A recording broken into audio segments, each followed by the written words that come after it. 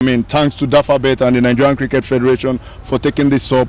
Anytime, any day, it's a place you want to be in the finals. Have you lost any final before? Well, I've lost many, Seun. I mean, you have a way of asking me those questions. I won't talk about those finals, but let's focus about today's finals. Okay, you had a way of running away from that, but let's talk about the 4 teams that have taken part at this tournament. Host Nigeria, Rwanda from East Africa, Ghana, and of course Sierra Leone. 20 games in 10 days. It's been long I've seen this kind of thing. Well, I'll give it up for the teams, that have worked so hard to be here. It's a good thing that we've had this tournament. Really big thanks to Dafabet and the Nigerian Cricket Federation for accepting to host this tournament. Seun, I must tell you, right, we also have a team from East Africa accepting to come to this tournament within 2 weeks. It means, the various cricket associations across the continent and West Africa, to be precise, are really keen on giving the players the opportunity. I mean, if I was playing in my playing days and having so many matches, I'll be happy to get on the field and play. So it's a big thing, and to see Ghana come here, Sierra Leone come here in short notice, I think is a good thing we have seen. I mean, look at it. It's been 10 days of amazing form of cricket. The ground staffs here have been very helpful. I mean, we had big rains yesterday. We thought we weren't going to play, but they did a great job to ensure that we had cricket. So this tournament has been a plus to the region, considering also we talked about the ranking, but we talked about the ranking. We see, if you look at the present ICC ranking, you see plenty of European teams up in the ranking. Why? Because they play more games, and to see Dafabet involved in this is a good thing for West African and African cricket. We need the teams to play more games so they can get more rankings. Let's talk about some of the coaches that are here. From Nigeria, Steve Tikolo. From Sierra Leone, Mohamed Boyce Kamara. From Ghana, RP Sharma. And of course from Rwanda, Lee Booth. All these coaches, you have to give them thumbs up for the way they have impacted knowledge onto these players. I mean, Seun, you dare not take anything away from what the coaches have done in this tournament.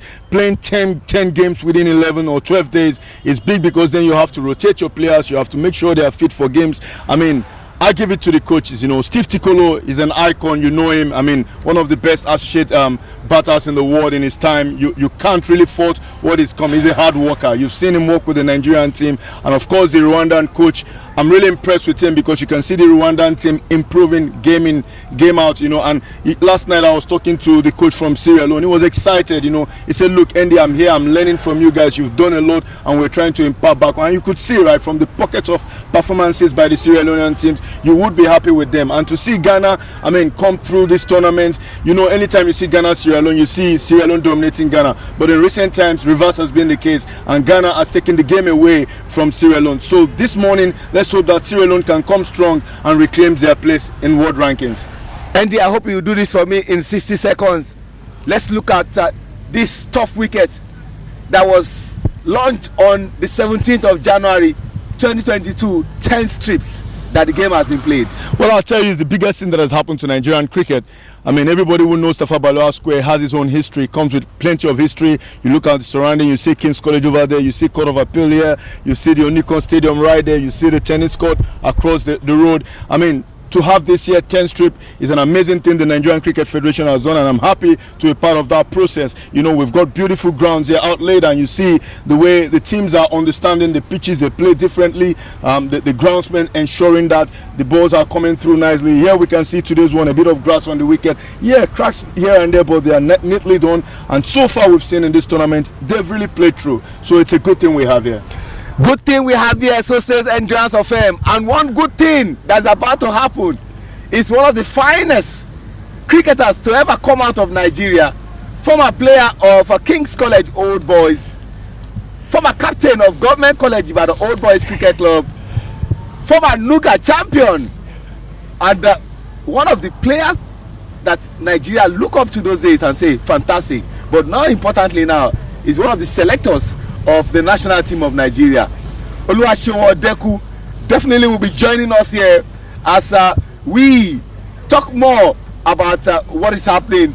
And you can see Seun Odeku walking through Entrance of Fame. I need this banter to start. That's Terminal John's 7 wickets against King's College Old Boys, against Ansarudeen? Well, I tell you what, yeah, Shehu, I mean, to be standing with him today, it's such an honor, a privilege, to understand how far we've come as friends. He played cricket in King's College, and I played in Ansarudeen Grammar School back in our days in school, and it was always a pleasure to play against King's College those days. But I mean, to see we've played club cricket together, we were in the same under 19 teams. We played in the Lagos State team together to Bauchi. That was a big festival where we really became close. From there, we went to Ghana, where we got selected to play in the first West African under 19 team, and then in 2001 we were on the same flight to Rwanda, where Uganda really took care of us. But the big thing about that tournament was that we beat the winners of that tournament, Namibia. And so when you talk about that, was the last team West African produced of any kind. So I mean, it's a privilege to be with him. 20 years down the line, we're still talking cricket. And I need to feel the pulse of Oluwaseun. How excited are you about the West Africa Trophy, sponsored by Dafabet and organized by the Nigerian Cricket Federation? Good morning, Shehu. Hi, good morning. I'm sure you didn't expect that. I will start from that angle. I'm sorry. No, it's okay. It's okay. I think it's all fun and games, and we're really having a good time. You know, a lot of us are extremely passionate about this game. This is what we love to do.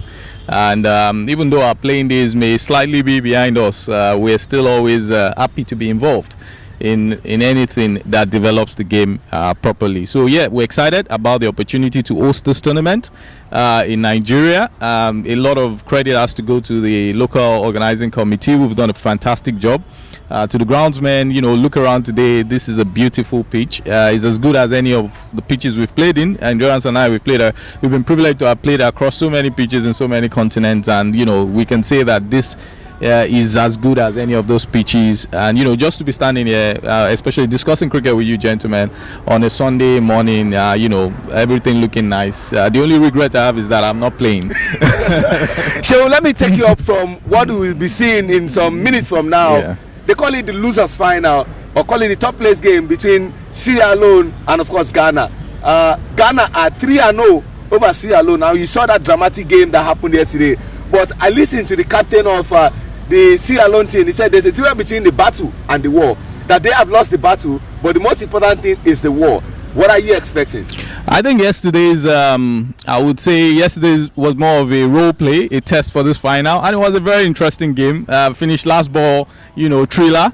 It just sets up today's game perfectly. I'm sure the Sierra Leoneans must have taken a lot of encouragement from that game. Whatever butterflies they've had, whatever, you know, concerns they've had, I'm sure they'll put that behind them.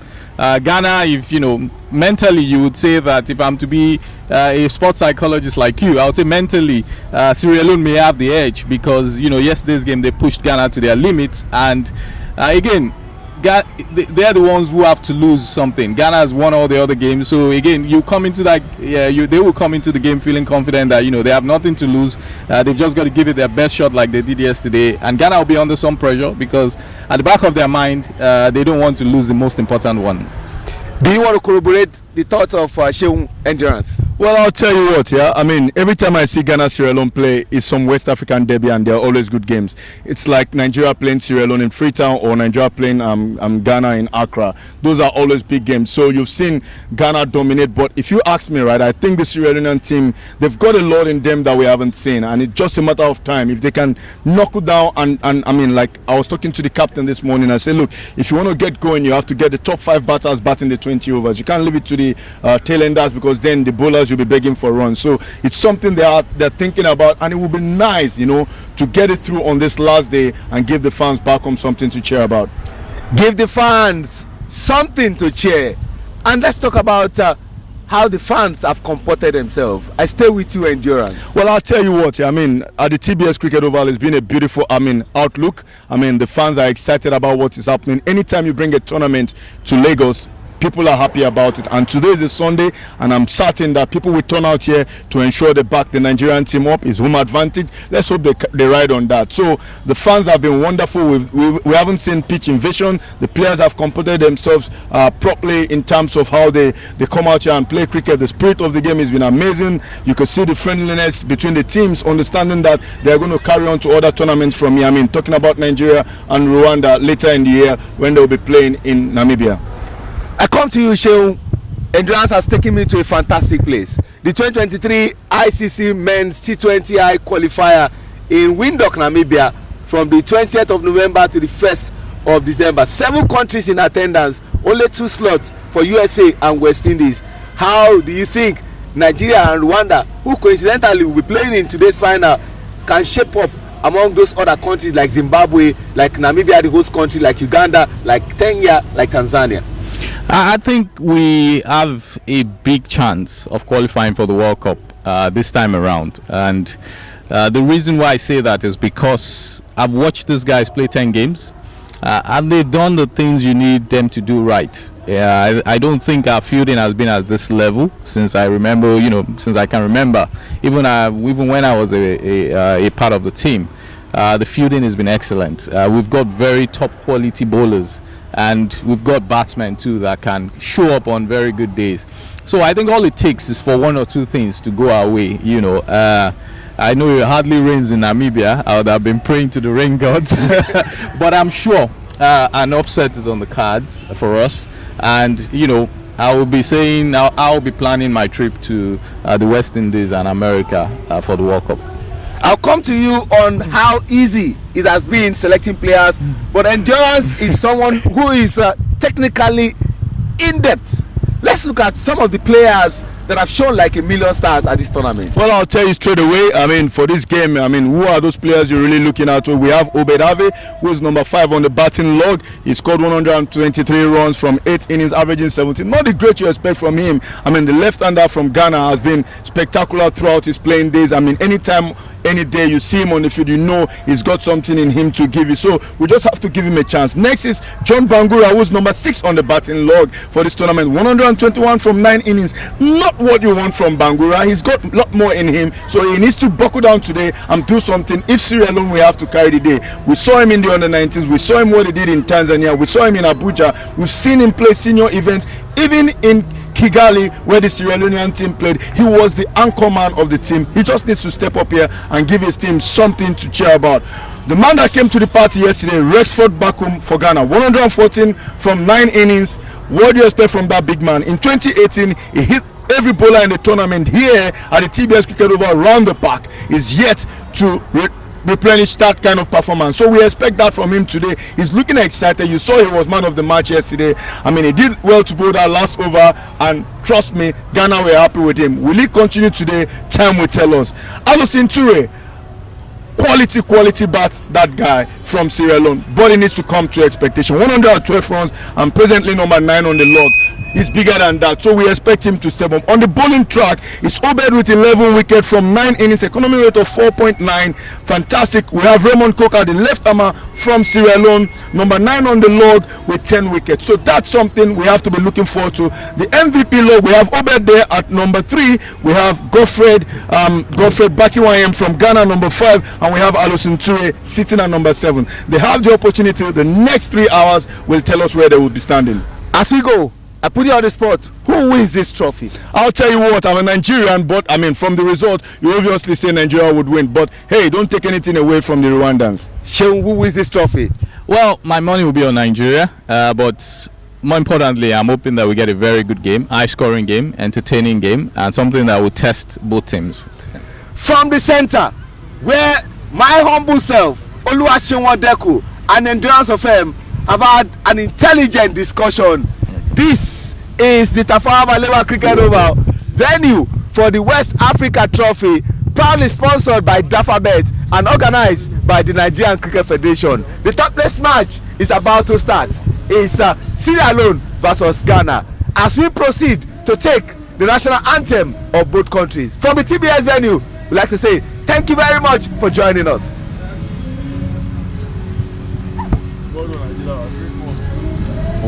The way God will take bless 3 up on her. You guys made work so easy. Baba, are you not impressed? I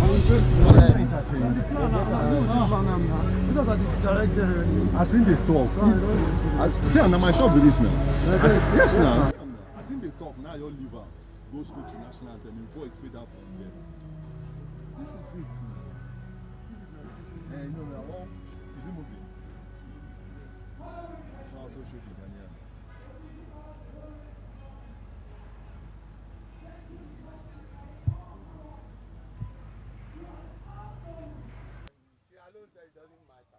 They wanted to bowl. He wanted to bowl, sir. Omo, I was waiting for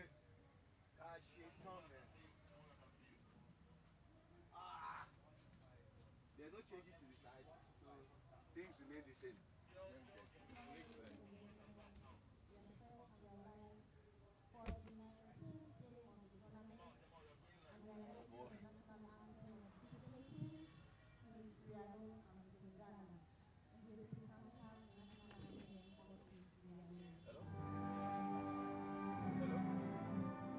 Hello? Yes. I'll do it now. I'll do it now.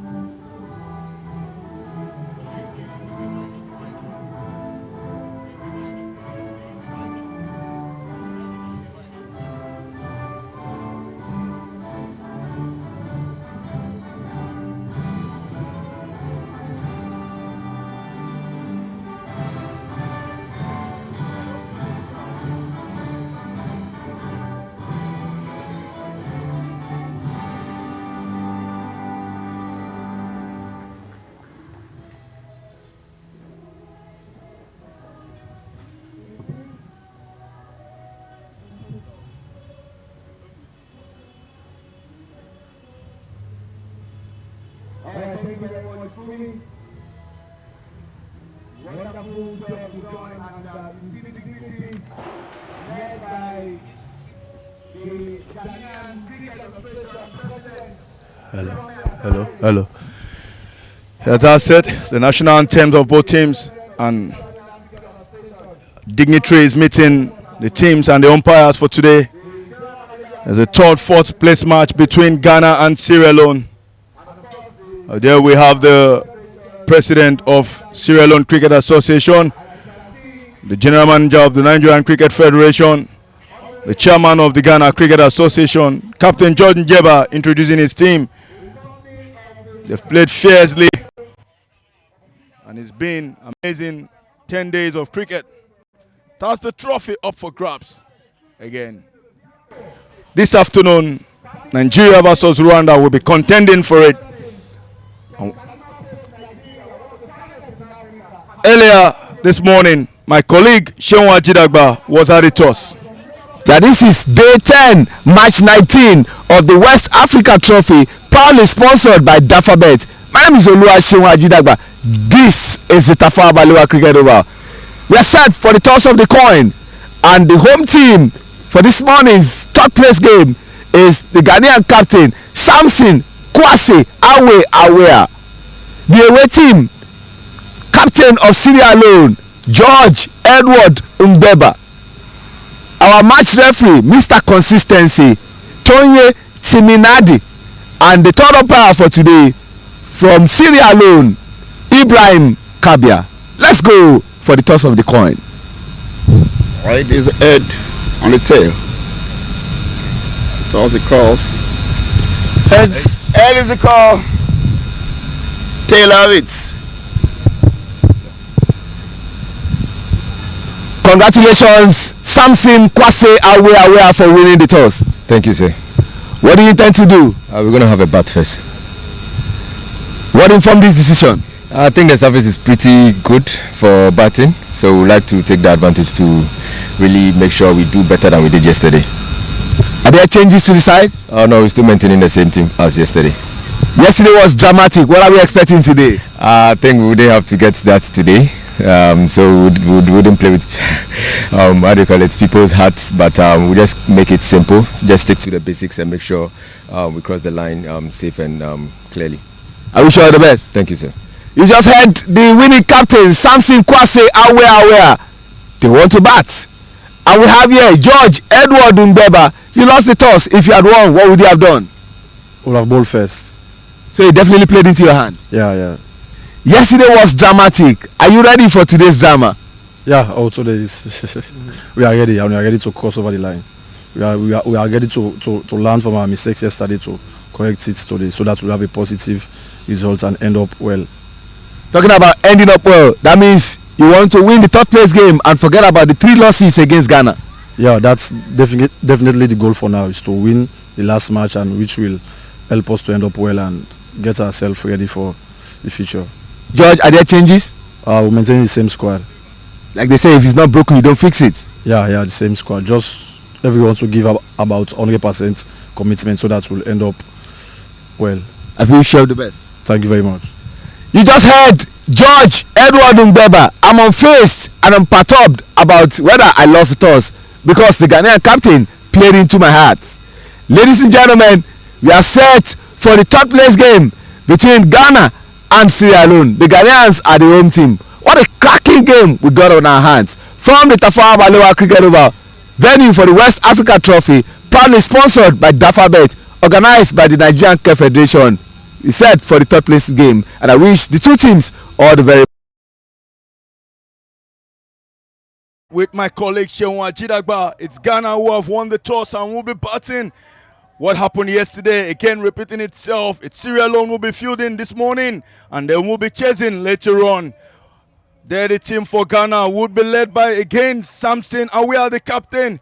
Squared shade, Aziz Swale, Daniel Alnefi, the pace man coming into play towards the latter part of the tournament. Godfred Bakiwayem, an all-round performer for this team. Joseph Theodore, the man who's showed us some quality but yet to complete that start. He needs to actualize those potentials. Kelvin Awala, Kofi Bagapena, Michael Akwe, the big man Obed Harvey, plenty of experience in him, and Rexford Bakum. Alex here will be 12th man for today.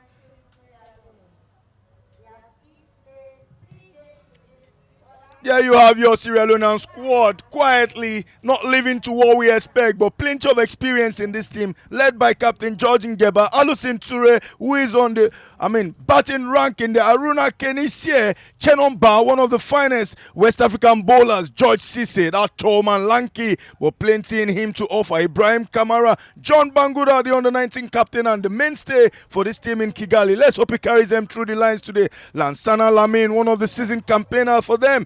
Miniru Kappa, Raymond Koka, the left armer who's contending for more wickets. Samuel Conte and Yeba Jallo will be parading themselves for Sierra Leone today, hoping to put smiles in the faces back home in Freetown. Out there today, the umpires on the field, Olumide Akintokun and Musa Bode, will be doing us the honors today. And the Sierra Leone will take the field this one.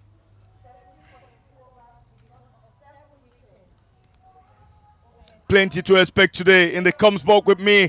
He's my dear friend Sheon Ajidagba. We'll be starting with me. Plenty of voices to come from this end. Sheon Odeku also in the house. We are also expecting Tayo Showale. Perhaps at some point they will join us, but we expect some real form here. Sheon. Thank you very much, Endurance of FM. Super excited to be back with you here. What a game we have on our hands.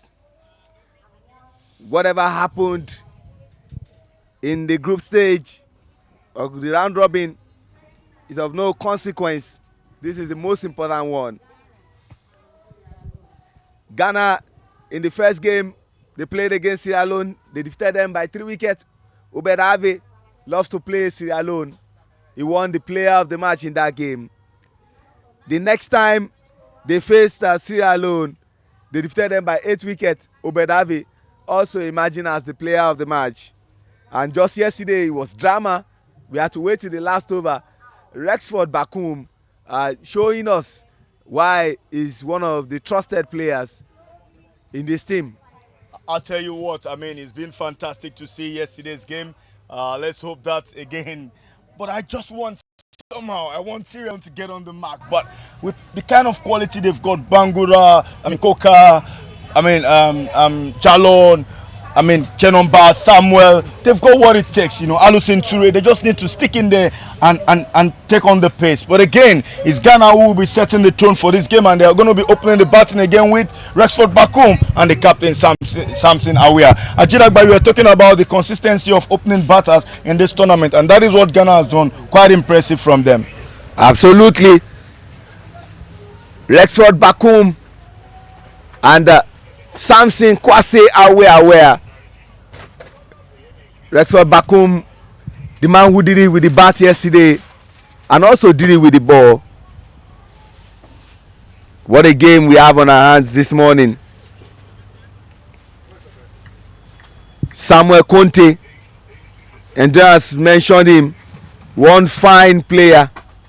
On his day, he can single-handedly wreck a team with his bowling. Rexford Bakum yesterday faced 27 balls, scored 30 runs, 2 fours, and had a strike rate of 111.11.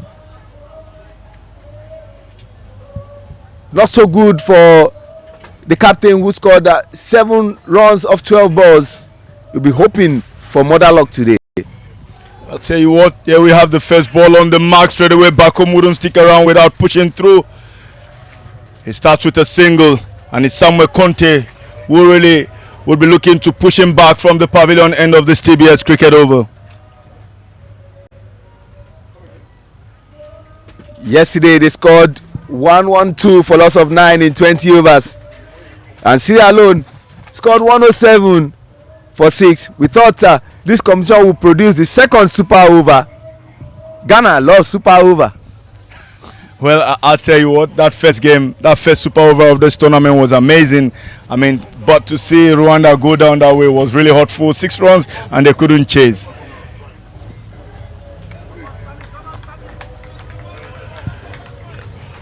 And then the captain, George Edward Ngbeba, said the mistake of yesterday, they hope to correct one of the many mistakes they made.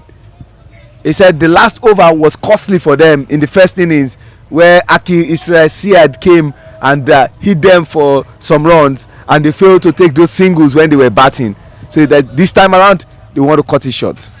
Beautiful drive through to deep covers, deep extra covers. It was B1, and that Samson Awia was on the mark. I agree with you, Ajidagba. That last over was quite expensive, but again, 110, 120 is chaseable on this pitch anytime, any day. I think Sierra Leone were doing well. They should also think about their batting. If your bowlers are able to restrict the team under 120 in T20 cricket, your batters will have to come to the party. No easy call. Samson sends Rexford back. They know what it is required. Rexford again trying to get off strike, rotating strike. This time there has to be that coordination. Too many run-outs in this tournament. Not called for. People have to understand they have to find the gaps and take those safe runs rather than pushing straight to fielders and running. Shewadeku encapsulated your thought by talking about the run-out that Rwanda has the most at this tournament. He mentioned 19 run-outs. Yes, that was unexpected. I was shocked when that stat came up. But again, when you have those too many run-outs, you don't stand a chance in a tournament. You want to be able to ensure that your top batters spend the time in the crease. But we've seen in this tournament, guys batting within 1 and 4, giving their wickets away through run-outs. Not good enough. It's the last ball of the first over, and it's Conte to Samson Awia. It shows him the maker of the bat there. Plays that. It's 3 runs from that first over. Endurance, I've seen you bat a couple of times yourself and Shewadeku. When you play that front foot and you show the aesthetics that comes with it, is usually very beautiful. When you just block and you stay there and like, camera, please take my picture. I'll tell you what, as a top order batter, you know, that's one beautiful thing you love to see. You want to go in first up and you want to go forward defensive and get a feel of the ball on that bat. And once that leather touches the willow and you feel it, you sense, yes, I'm in this game, you know. And I used to tell my colleagues in my playing days that from the first over, I would know if I would struggle or not. You know, you want to get, when the ball is moving around and leaving your bat, then you are not confident to want to go after the ball. And we played 50 overs cricket and it was a lot those days. You have the time to build your innings and set the tone for the game. Unfortunately, that is not the case for T20 cricket. Modern day play. Even now you see games coming down to T10s. It means you have to get in and get going. So I feel for these players, it's a tough format of the game to be part of and playing in. But for them to be playing, I give it up for them. George Sese coming from the Court of Appeal end for the second over. Wide ball.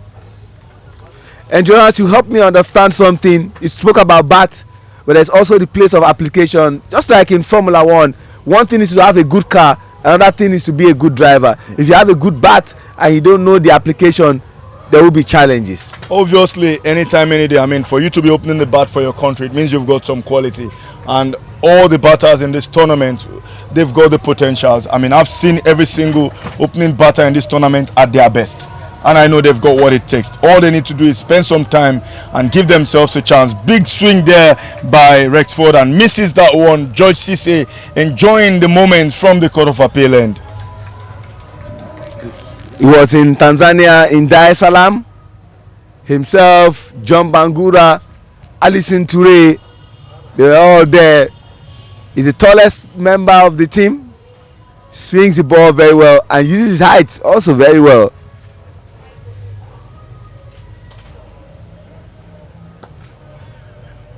Big drive, this time through covers. They will take a couple. It's a big man Bankum who is taking full control of this innings. They need that partnership if they have to win this one. But again, Sierra Leone fancy their chances. It's 3 runs from this over already, a wide and a double. I really want to see 140, 150 plus. That is what we're here to see. He wraps him around. Umpire Musa Hizoje not interested in that one. And it's quite surprising not to see James Kwaku Viva not opening batting with the captain. Well, he's not had a good run in the tournament, so you understand why they're sitting him out. And Rexford has been a man who has done it before. He did it for them in South Africa in the last ACA tournament. He did it for them in Kigali. He's done it here in 2018 in Lagos. So he's got the ability. There you go, brilliant shot through to mid-off. Long off comes into play. He's one of their finest youngsters. He's young. I was in Ghana for a course a couple of years back and I saw him in the net. And he was trying to hit every ball. We had that argument whether we should leave him and allow him to hit the balls or stop. But you can see what that has brought to Ghana cricket. The attacking flair you need in T20 cricket up front. That's what Rexford has to offer. And he will keep going. He will keep trying. You know him. And Rexford has also brought another dimension to his game. He used to be middle order, but now he's opening batting. Says a lot about the improvement about this man. They go for it. It's quite sloppy there from Sierra Leone. They need to back up that bowler. He's doing well enough to ensure he doesn't concede. And that just relieves the pressure because when you get batters rotating strike convincingly, then the confidence builds on. Already the partnership is 8.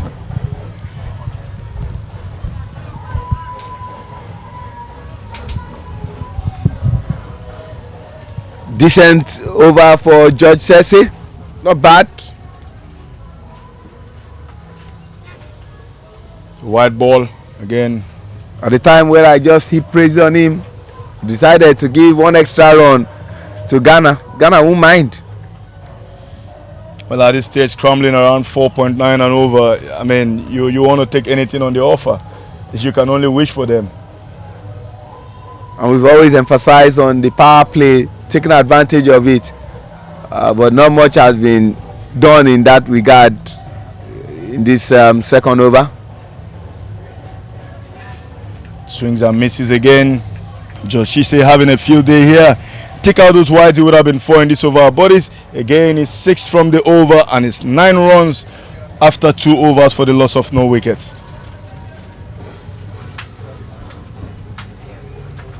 If you have just joined us, you have not missed much. What you just missed, excellent thoughts are coming from 2 intelligent players who at one point in time represented Nigeria at 140, 150 plus. That is what we're.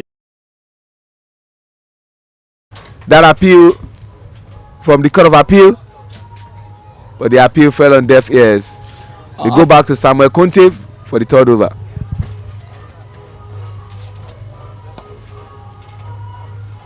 I'll tell you what, yeah, it's been very, very, a tough time for umpires, knowing you're on TV, so every decision you make will be, reviewed and discussed extensively. And to see these umpires so far in this tournament, it's been standard, spot on decision making. I really give it to them, because, when you're not on TV, you can do whatever you feel, and that pressure is not there. People can review these decisions, but now technology has made it easier today, and to put these umpires on the spot, I'll tell you what, is what giving credit to them for.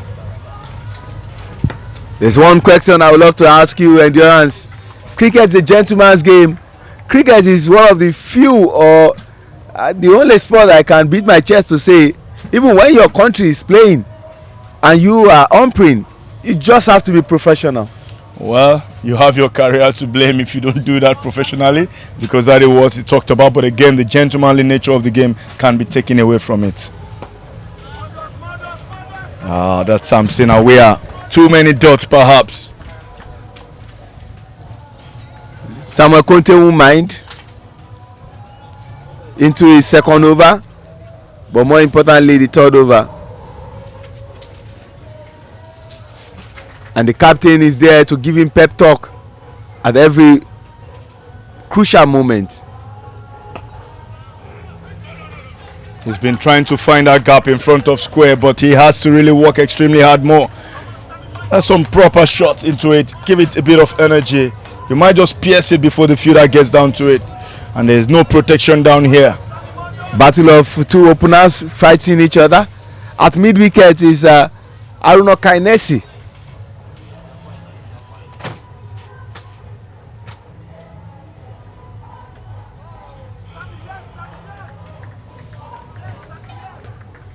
On the verge of getting a maiden. One more ball. Will Samson allow Samuel? And when you combine their first letter of their names, it gives you one bat that I don't know if the Endurance loves to use. Well, SS. I used to. SS Jumbo. Last ball of the over. Oh, hey yo. Made a mess of that one. Yeah, we thought he was going to get a maiden. Unfortunately, that didn't happen.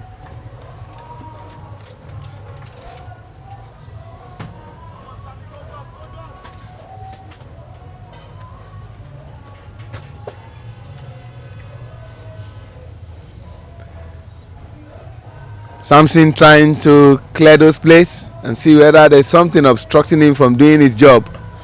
In the air, but serve, mid-on comes into play. It would be another single.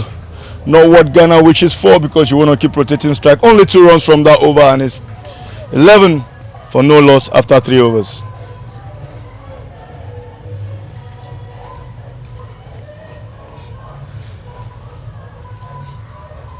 Endurance, crucial moment. He's been trying to find that gap in front. Be saying to themselves, this is not where we wish to be.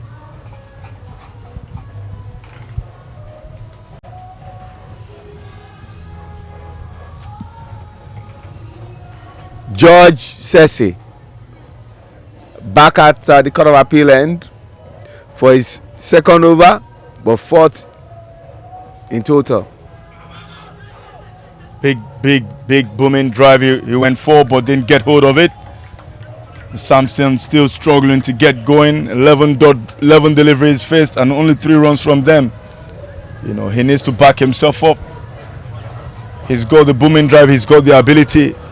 He's an experienced campaigner in this game and should not hold back when it's around his zone. Oh, brilliant! I heard that sound. That's an amazing catch. It looks like a one-hand catch from Bangura. It is certainly a one-handed catch. Big swing by Samson Awea. Got a big thick edge on that one. But that's what we talked about, dot balls. They breed pressure and then you want to play a relieving shot. You know, when you have the opportunity, let go, let loose. That's it on the fourth stump line. He goes big and John Bangura makes no mistake about that one. It's Samson Awea who departs. And you have to credit John Bangura despite being close to the ground. You see how that in him to get that one-handed catch.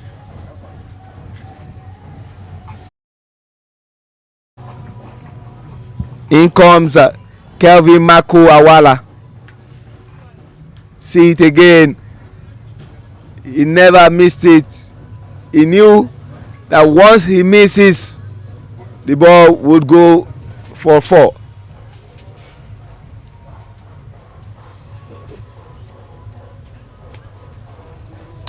It's impressive to see, George Cisse enjoying some relief here with a wicket. He does a lot to you as a player. That is job and the assignments that he considered to me. I'm discharging my duties appropriately. And you get a feel as a bowler for taking a wicket. Running 20 paces up. That hard work anytime, any day. It's Kevin Awela who will take this delivery from George Cisse.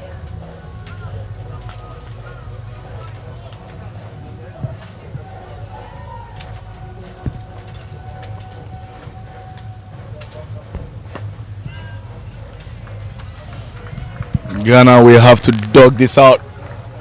They need to get runs going. They can't wait too deep, too long to get going.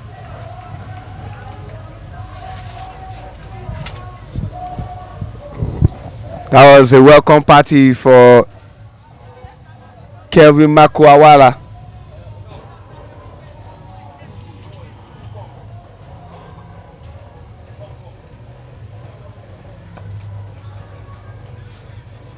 We'll scramble for a 1, hit it through to mid-on. George Cisse wants more from the fielders.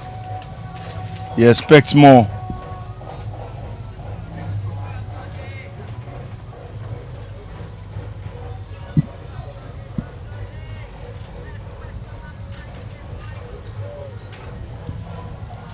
Endurance has a lot to say about this Sierra Leonean side. They choose when they want to turn up. And on the day they turn up big. I keep saying, when I brilliant drive brings on long off into play, would just be a single Rexford back home on the mark again.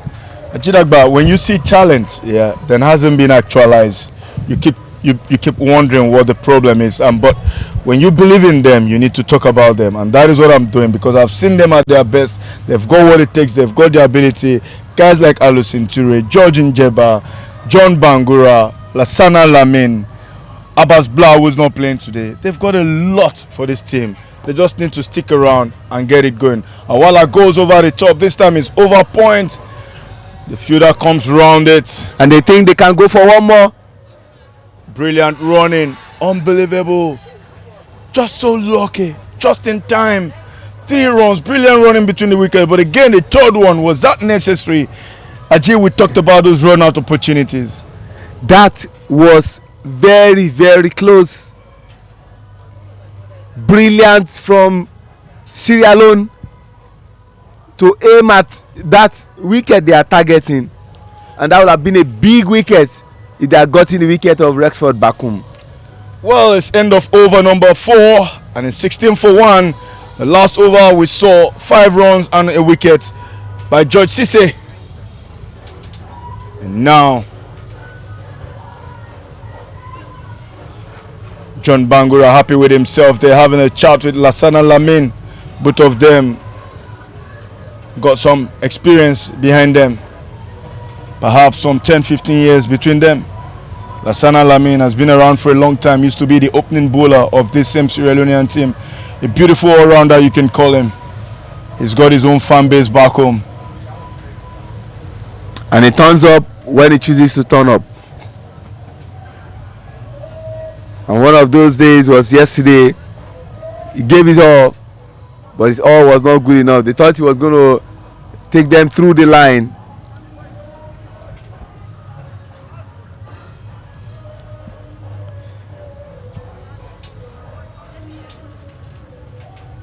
The TBS Cricket Oval is coming alive this morning. We expect plenty of fans out here. By the time Nigeria will be playing Rwanda, and this will be a lot more pressure on the Nigerian players who have to dominate in front of their home fans.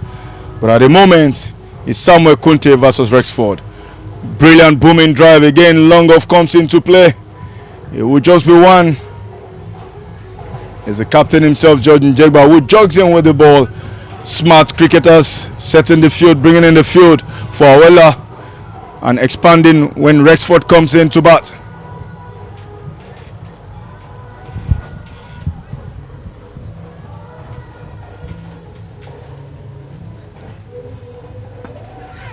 He finds the gap. Awala, he wants a second. This is probably Rick's poor running between the wickets. Who gives this decision? He was the one who called it. It's unnecessary running. He has himself to blame. He has himself to blame. He's got to work, young man. You've got to work. He has himself to blame. Quite unnecessary. You just saw your partner survive a scare. The previous to see it, and you can see. And the first one wasn't taken really quick enough. And you hear him say, "Let's go." How do you expect it to happen? That was a brilliant decision by umpire Musa Ihizoje. Sees it clearly. Sees it clearly. And it's a big man, Obed Harvey, who strolls on. He has plenty to play for from here. He will have to carry Ghana on his shoulders. We're into the fifth over and it's 19 for 2.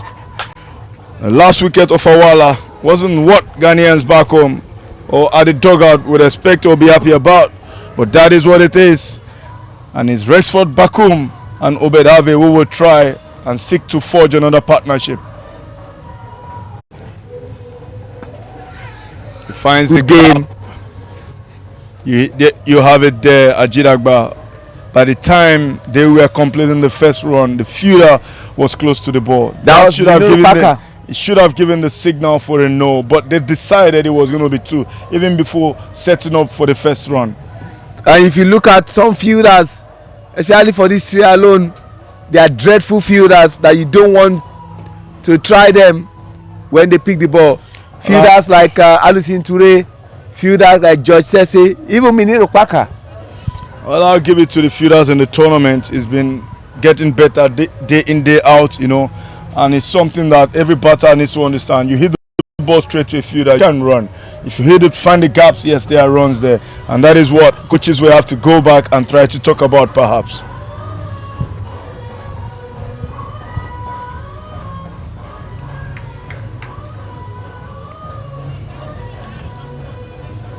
Starting with wide with Obed Harvey.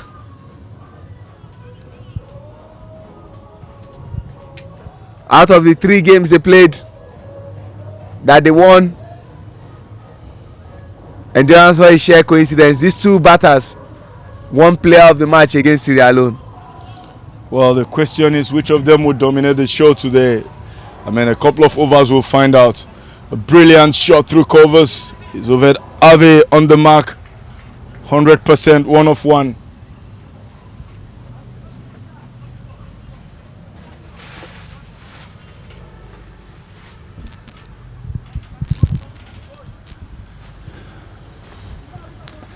It's been Amazing 10 days of cricket. We're here at the West Africa Trophy sponsored by Dafabet, taken to cognizance and organization by the Nigerian Cricket Federation. We must give it up for the LOC and the groundsmen. They've done a great job in putting this together. All-round performance, players, officials are happy with what Nigerian cricket has done. Another dot by Bakum. Samuel Conte, very consistent into his third over. Not hard wicket, but brilliant bowling figures. Just like yesterday, where he searched and searched and searched for a wicket and couldn't get.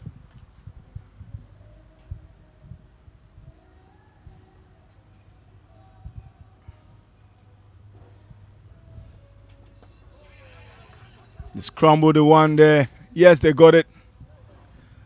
Bakum really wanting to bring Obed on strike. That is the attitude. We're just getting it right. And he's pouring it for Ghana.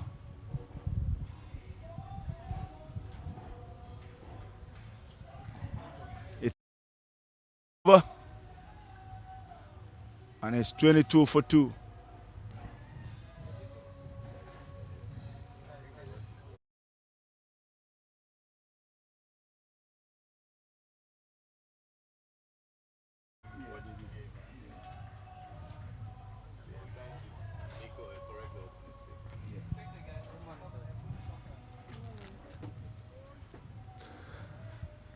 $22 for 2 after 5 overs. Andy, take us through the bowling. Well, the bowling figures for you. I think Samuel Conte been amazing with economy rate of 3.3 in 3 overs, just 10 runs conceded, and the only wicket taken by a bowler is George Cisse. The other one was a run out.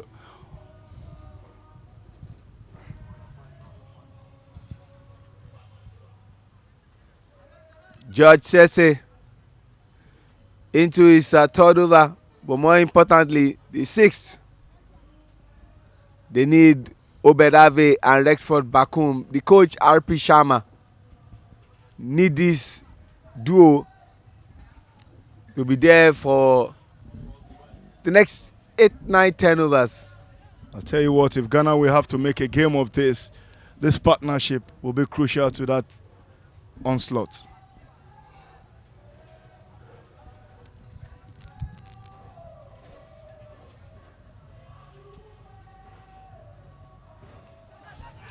Brilliant catch, brilliant catch. Obed would depart. Not happy with himself, not happy about it.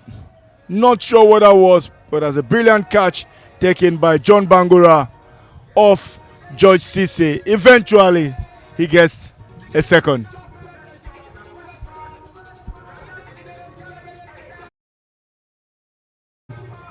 That man, George Cisse, worked extremely hard into his third over, and that first ball just outside there, and Obed fetches it. Not happy with himself, wondering what happened there, but he has to take a walk.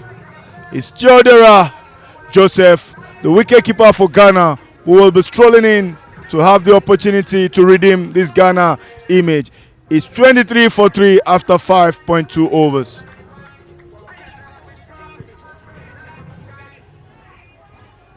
This is looking like deja vu for Ghana. They need to arrest this. And Rexford will be saying to himself, I need a partner. I need someone I will form partnership with.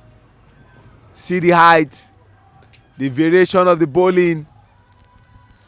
I think Ajit, we must give credit to George Cisse. He's been very, very sensible. He's kept it on the fourth stump line the whole morning, and he's gotten rewarded for it twice now. We saw that wonderful catch by John Bangura. I mean, when you have that type of wicketkeeper taking those catches, it's good to see. I also saw John Bangura trying to feel his arm with some pain, but he won't mind. All for the team. And for them, this is the moment that matters the most.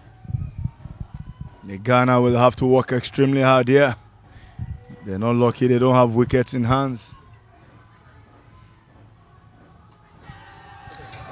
What can you ask for What do you want to see? Consistency. When you talk about bowling consistency, this is what George Cisse is exhibiting. And see what he's doing. He went to do that sign there. And the Abbas Black came to give him a hug. Ran towards where their bench is to say, Coach, the brief you gave me, I am delivering on the deliverables. Look at that again. The last ball, we saw a fourth stump line giving him that catch. This time around, just on that fourth stump line, drifting into the wicket. Beauty to see. This is a world-class bowler anytime, any day. Bowl this line and length to any batter in the world. They will struggle. Theodora disappointed with himself, expecting the ball to leave him, but it came back. It's Michael Aguirre. We will go and contend. Nothing spectacular in this batting scorecard. It's been Rexford Bakumu stood alone on 9 from 13 deliveries. Every other person has fallen like pack of cards. And it's George Cisse who's having the smile most of today. 3 wickets already. Are we going to see record-breaking bowling performance today? This is, what do you call this, Ajidagba? This is disaster loading. The team that has scored the lowest runs in a 20 overs game, it must be said, Endurance, is this Sierra Leone, who scored 49 against Nigeria. But when you now talk about that reduced over that happened yesterday, you had to come down to Rwanda, who scored 24 all out in 6.1 overs. But when you talk about a 20 overs game, they have it. And coincidentally, the same Rwanda who scored 24 in 6.1 all out, the second highest batting side. Nigeria scored the most, 155. They scored 154. A hat-trick delivery coming up. Will Michael Aguirre allow this? And what will George Cisse do? I'm sure we can bet fourth or top of up-stump line. Let's see this. The only man to have this record is against Sierra Leone. Taiwo Mohammed of Nigeria, left-hand bowler. Will he join the fray? Dropped. They missed it. It was there for the take. It was there for the take. Unbelievable. He's done so well. George Cisse applauding his team. And that would go all the way for 4. I mean, Ajidagba, it's not fair when you look at the scorecard right now. When you see that single, look at it again.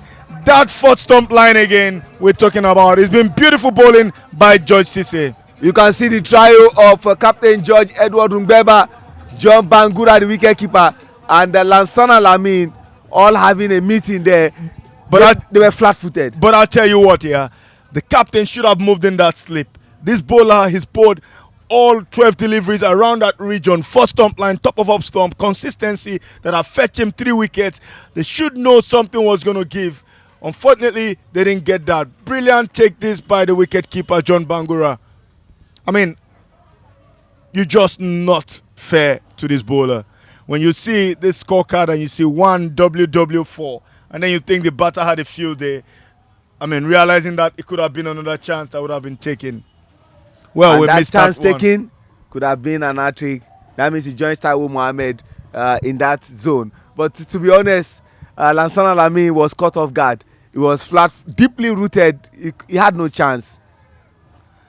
Oh, yeah, giving him some trouble here. Cisse. Some brilliant bowling figures. I would like to see George Cisse in the Nigerian League playing perhaps for a team. Ajidagba, you might want to work something out. Shewon Odeku is here.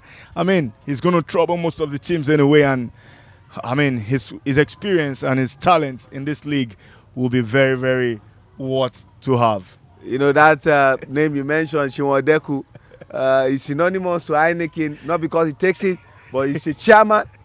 So the chairman can organize something, and today there will be a lot of chairmen around. There's a lot of chairmen, so you can't stay at home and want to have chairman here. Chairman is going to be leading the Tafawa Balewa Cricket Over. There's quite a lot of things that will be happening today, the final day. The live band, the DJ playing, lot to eat, lot to drink. But more importantly, Heineken are here.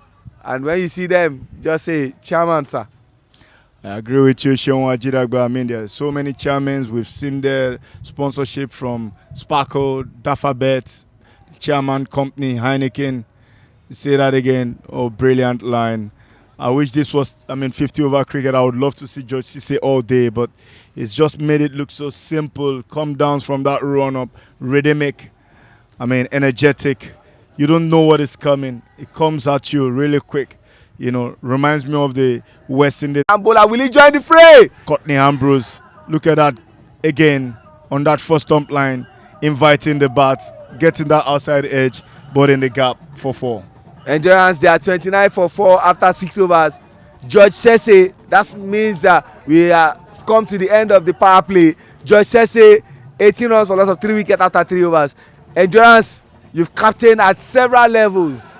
Club, secondary school, national team. Knowing that George Cisse has just one more over, what would you do as a captain? Would you say, come for your final over, or you save him for crunch time? I think you have to be smart about it. You've got about 14 overs to go, and it's one of your best bowlers, so you have to leave him for the end. Perhaps he can come clean up the tail. So this is when you have that bowling mix. Again, they are bowling out Samuel Conte into his 4th over. I would say they would have thought of it and save him for the last 3 or 4 overs. Because again, you still have Rexford back home still batting. Perhaps bring in some spin mix here and force him into shots.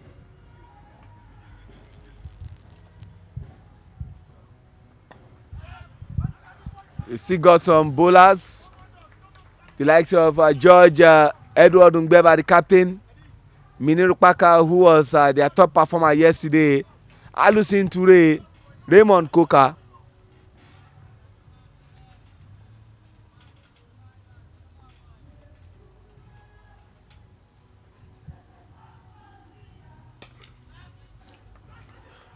Trouble everywhere.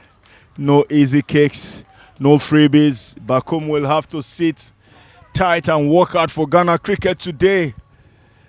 It's 29 for 4 after 6.3. It's Samuel Conte into his last over. Not been rewarded for wicket, but bowled beautifully today, this morning. They won't mind his economy rates, the way he's going. And 3 more good balls, he would have bowled a maiden over. No easy call. Oh, Sierra Leone really pumping big here. They're happy with Sammy Conte. Fantastic bowling figures there. No wicket, but just considered 10 runs from almost 4 overs. You can't ask for more. That is it. The tempting times now for Rexford. Will you let him go, or you want to ensure that you get some runs from this over? You have to show some respect. That is good intent from Rexford. I'll give him some respect and let him go. Don't cause me any troubles or harm. And you can see calmly how Alison Toure is just picking those balls. One more. And we would have the first maiden over of this game. What a dramatic game we have on our hand. The 3rd place match. Sierra Leone versus Ghana.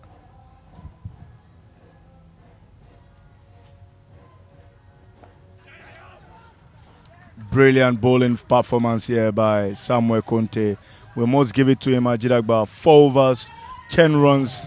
That's very, very good bowling. Very, very good bowling. And I'm sure you at the Orans of you are a good proponent of mathematics. He's on 2.50 economy rates. That's fantastic to see. And brilliant bowling from George Cisse as well. This is what you call bowling partnership, and in pairs it's been very fantastic. You've seen the fall of wickets there. Not so great, not what Ghana wants, but hey, you can't take anything away from this Sierra Leonean opening bowlers. The captain now, we have to think outside the box. He's allowing Cisse continue. Maybe he feels he can get 1 more wicket or 2 more wickets and then into it.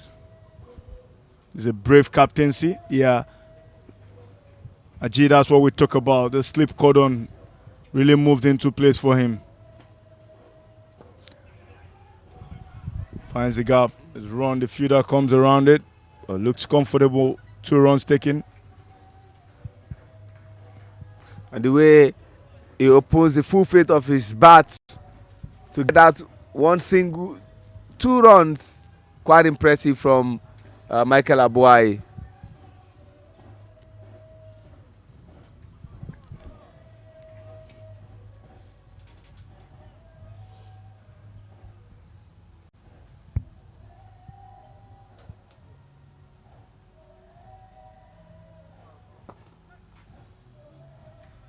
The big one later this afternoon. Nigeria versus Rwanda. Sylvester Okwe, who was in action yesterday, hoping he'll be back now, versus Didier Indi Kubumana. Didier doesn't want to go 4-0, so a repeat of what happened in 2018 between Nigeria and Ghana does not repeat itself. Well, this is not the kind of game we want this morning, but when the bowlers decide to make this their thing, you can't take it away from them. I think that bowling pairs have done really well for Sierra Leone. And Ghana, the duo of Michael Agboya and Rexford Bakum will have to respond one way or the other into his fourth over, George Cisse. Full toss this time. Brilliant piece of fielding. Run out opportunity. He misses. Brilliant backup. Oh, they had to take their chance. Fantastic work of fielding there. Yeah, we can hear the music coming up. Sierra Leone seems to be getting there. Oh, there you go. Some music on the field, Ajiragba. Yes. Ajiragba, give us a bit of those rims. And of course, just trying to emulate Alusin Toure, former under-19 player. George Edward Ngbeba said I gave him that ginger. Alala ilolo, alo, alala ilolo, alo, alo. What that means, I don't know. I'll tell you what, yeah, this George Cisse will pass for a top bowler anytime, any day. Amazing height, amazing length, amazing line. He's had it all morning and he's enjoying the flair of this game. Just piece of cake. Man, where did you come from? From Freetown. How you come from Freetown? Yeah. I tell you what, give no quarters, take no quarters, ask for more and get results. It's George Cisse who's enjoying today into the last ball of his final over. Oh, unbelievable! Unbelievable! Would have been a fault for him. Brilliant work. Hard work there by John Bangura. Misses out on that one. What a finish for George Cisse. Would have been a crown on it. Just 3 runs from that over. It's end of over number 8. It's 32 for the loss of 4 wickets. Ghana batting here versus Sierra Leone in the third, fourth place match game. And should not hold trophy back when it's around it. And the wicket of George Cisse is what they are showing. That's the first one. Captain Samson Aware. That was his first wicket. The wicket of Oberave. Similar fashion, John Bangura getting it again. And this was a blinder. You never see me coming. He had no answer. Joseph Theodore. Thank you, production team, for those 3 wickets. He's done with it over. 21 for 3 wickets in 4 overs. 8 overs gone. 32 for 4. Endurance, 2 questions I'll be posing to you. We know the power play over is gone. The Sierra Leoneans are bowling tidily. They are fielding very well. They are playing like their life depends on this. What can the Ghanaians do? And based on the way they are playing, what is the projection you are giving them, leaving aside the Cricketers projection? I think, I mean, if you have a guy like Godfrey Bakiwayim seated back in there, you know you still have some guys who can thumb the ball really big. I would expect Rex Ford and Michael to continue to look for those singles. I mean, get off strike every now and then, looking for 4, 5 and over for the next 5 overs, bring it to about 60, 70, and then you have to try and launch at some point. 120 will be a decent score here today, perhaps, and then we can see again. That's off the back foot, but just dabbed it. Perhaps hit it or punch it through, cover area for 1 or 2. You know, they've got to be confident here. I mean, I've not really seen them gone out to say, yeah, they want to take it to the bowlers. And it's Raymond Coker who comes into the attack. Second ball already, 2 dot balls. Not what you want if you're a Ghanaian, but happy if you're a Sierra Leonean.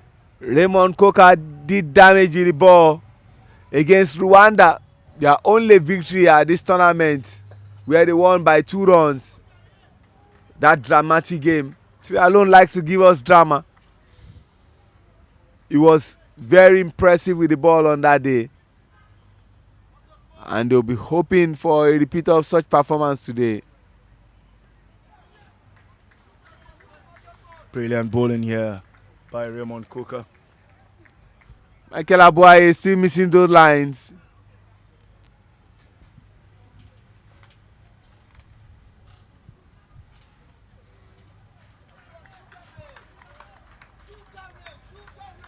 There are too many dot balls, Endurance. Too many dot balls. And Ghana needs to think about this. Brilliant cut through the gully region. No, They this will is comfortable come for 2 a runs. second.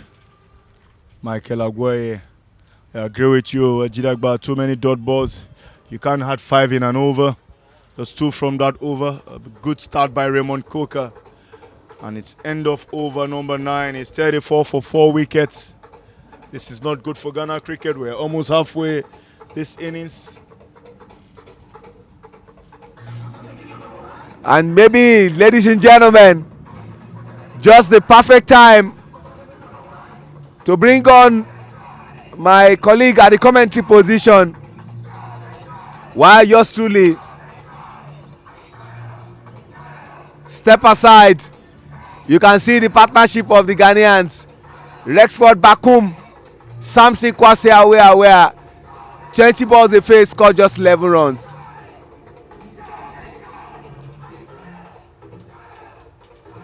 We'll be seeing the duo of Tamino John and Seun Odeku joining the comms box in a bit. The voices you've heard so far, Endurance Ofem and Seun Ajidagba. It's Captain George Njegba who comes from the Court of Appeal and maybe this comms changes will help the Ghanaian team. Maybe they don't like our voices. But unfortunately, you have not done well by bringing Seun and John. You know, John has just 1 line. I took 7 wickets against King's College. Well, that's the whole idea. Set him up for the mics. And I'm sure that today, Seun Odeku is prepped up for Tamino John. Whatever bowling he thinks he's bringing, he's ready. Well, the most important thing is I've added my own quota to the innings, and then John Tamino will have his chance. Seun Odeku, don't wait to take his as well. Easy. Cool as you like catch. Oh no. Cool as you like catch. This is going from bad to worse for Ghana. It's Michael Aguaye who departs off Captain George Njeba's bowling. Ghana is having a tough time and Sierra Leone having a field day. And you can see the look on Michael's face and that of Rexford. Rexford is looking for a partner. It's not acceptable. To think that Ajidagba, we've seen almost 60 balls bowled. There you go. He created a chance but couldn't find the gap. He finds the fielder there. To note that almost 60 balls have been bowled, and to note that Rexford have only faced 21 of those deliveries, it's just not fair to him. You know, the man who was man of the match yesterday, perhaps in some form, should be given the strike as often as possible to try and express himself. And it's a nephew who joins him. Let's hope they can find a partnership for Ghana cricket. Daniel Kwabena Anefe, Rexford Bakum there, 10 runs, 21 balls faced, no 4, no 6, strike rate of 47.62.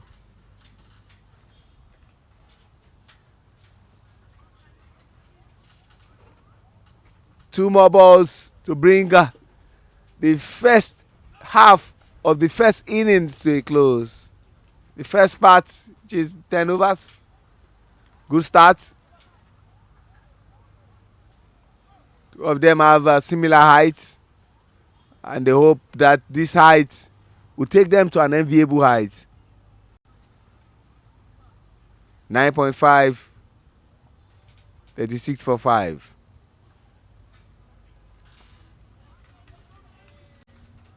Ladies and gentlemen, that brings us to the end of the 10th over, and I'm privileged and honored to bring on the duo.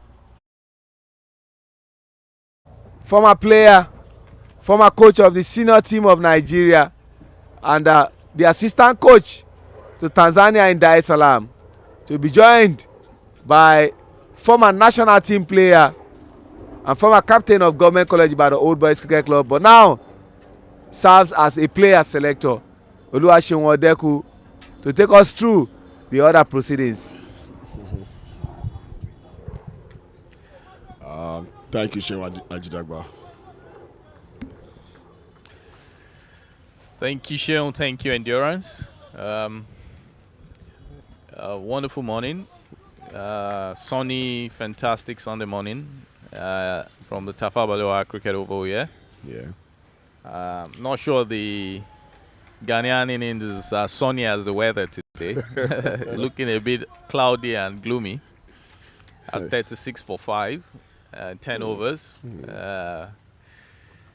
Really not where they would want to be, Tamna. You're right, Sean. You can see as the Ghanaian team keeps struggling to build partnership and it's not working yet. It's a short format of the game anyway. I think the Sierra Leoneans must have looked at their other performances. We've always known them to be very, tough opponents with a lot of heart. That reflects, especially when it matters most in a game like today, which is a third place game. I think I like the attitude they've brought. Even though they've lost all 9 matches before today, I think they've come here with a very positive attitude for the one that matters most, trying to finish on a very good note. You're right. Yesterday, the game between both teams was very interesting. It actually dragged to the last over, and I know that this morning there's going to definitely be a cracker, just like they did the first leg yesterday, and today happened to be the second leg. Yeah. I've got to say, man, the bowling has been tidy. Line and lane bowling to their field, the energy in the field, you can almost feel it. They're very excited. You can hear them, moving around. We've all been in that particular situation where, just nothing can go wrong for you as a team. Everything you do goes right. And we can see that. Fantastic stops, fantastic run-out chances. Yeah. I think the only blemish so far has been the dropped hat-trick chance. Hat-trick chance, yes. Off the bowler. You're right, Joe. John Cisse. John Cisse, yeah. Who has actually bowled more very tidy length and line this morning. End of 11 overs. This is a 12th over in play. 36 runs for the loss of 5 wickets. Sierra Leone still fighting their way to the top, trying to put up a decent total for them to defend. Today seems like one of those days when, as a batsman, every shot you play finds a fielder. For back home, Rexford back home. It's just hit all shots to the fielders. It's amazing to see Bakum batter, in top, opening the batting for today, and it's still in, despite the fact that Ghana have lost 5 wickets, You never want to think that it's going to stay that long. Maybe we were just brought in to just do some damage using the power play overs of 6, But it's done interestingly well. It's just that the wicket has actually fallen, and whenever there's a fall of wicket, there's always a time to build again, and that slows the run rate and all stuff like that. Very correct. Just as we speak, he's given a chance. Bowler should have taken that, but he let it slip through his hands. Is he going to regret that chance? Literally, is the third place trophy going to slip through the Sierra Leoneans' hands? Tamino. But this is not new to cricket. We've seen games where players go players were dropped by 4 runs at 10, and they go on scoring 100 and actually make this biggest score in the innings and the tournament in the particular match. Sorry, so it's not new. We don't drop matches. We are told that catchers win matches when we are growing up, and it still does. Very true. Catches win matches. Looking like today is going to be Rexford's day, big day. That's the first chance. Always a time to build the game. I think there was another chance, a run-out chance, that the Ghanaian team, the Sierra Leone team missed. And so looking very good for Rexford today. But I can't say the same about this team. 40 for 5 in 12 overs, just 8 more overs, run rate. Projected score of 67 and current run rate of 3.36. That's not where they want to be. That's quite poor, I would say. Again, looking at the scorecard, the only person in double figures is Rexford. Every other person just not looking very good right now for the Ghanaian team. A big appeal. Lovely bowling by Raymond Coker, and that would be. That should be his first delivery. Very well bowled there. Raymond Coker is a leg spinner. Well, you call it off spin, left off spinner, right? Yes. Not a fantastic stop again, TJ. It's good to see the Sierra Leone play and up their game. I've never seen them in this tournament, and this is a very wonderful performance. Yes, correct. For those watching, it's not like Ghana is not trying. Everything just seems to be working out well for Sierra Leone today. Every ball seems to find a fielder.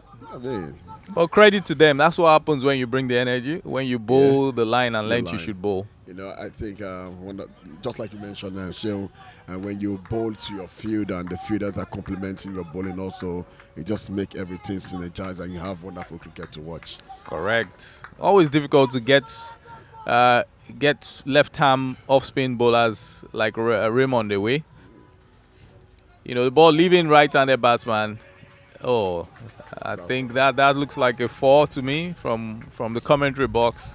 Yeah, so I will agree with you. But cricket is a gentleman game, and the likes of fair play is always at the hands of the players and the umpires. So it's left for the fielder at that area to signal. Yeah, credit, to be very fair to him, he may not have realized that as he was stopping that ball, his leg was touching the boundary rope, and that should then be an automatic 4 runs. You're right, sure. But again, the adrenaline plays a major part in the game we play. You're right. Your passion to stop that ball, your energy, the enthusiasm behind that running will just make you go blank in some areas, And that's why we have modern day cricket with so many cameras, around the field, just to help fielders and all. And also some new laws into cricket that have been put into cricket. Chance to review and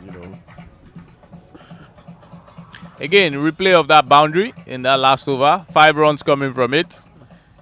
As we can see with the replay, you can see that his leg just makes contact with the boundary rope. Fantastic work by the cameraman there. Yeah. And the umpire has also declared a boundary for that particular ball, resulting in 5 runs from that over. I mean, if you watch good cricket, this is all you see, where there are very little room for errors, and technology keep coming to help to improve the game, and that's wonderful. I mean, Sheon, can't take that away. Very correct, Amno. I recall during the week I watched a video on social media, and is this going to be a 6? It is a 6. Fantastic shot by Daniel. Oh, wonderful.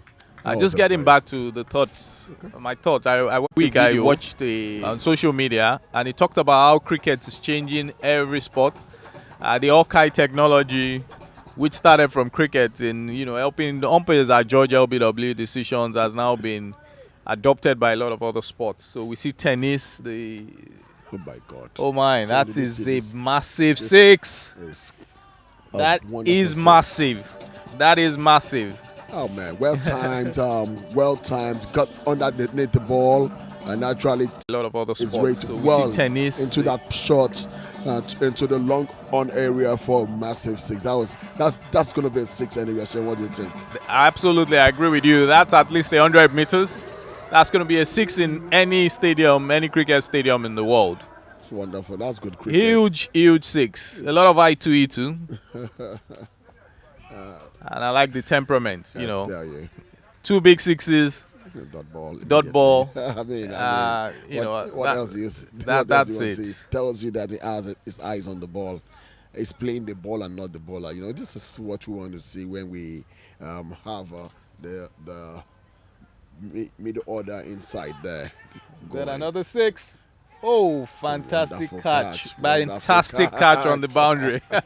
Oh my God. Fantastic one-handed catch. Oh my God. That's classic, you know. Yes. For me, this is cricket, you know.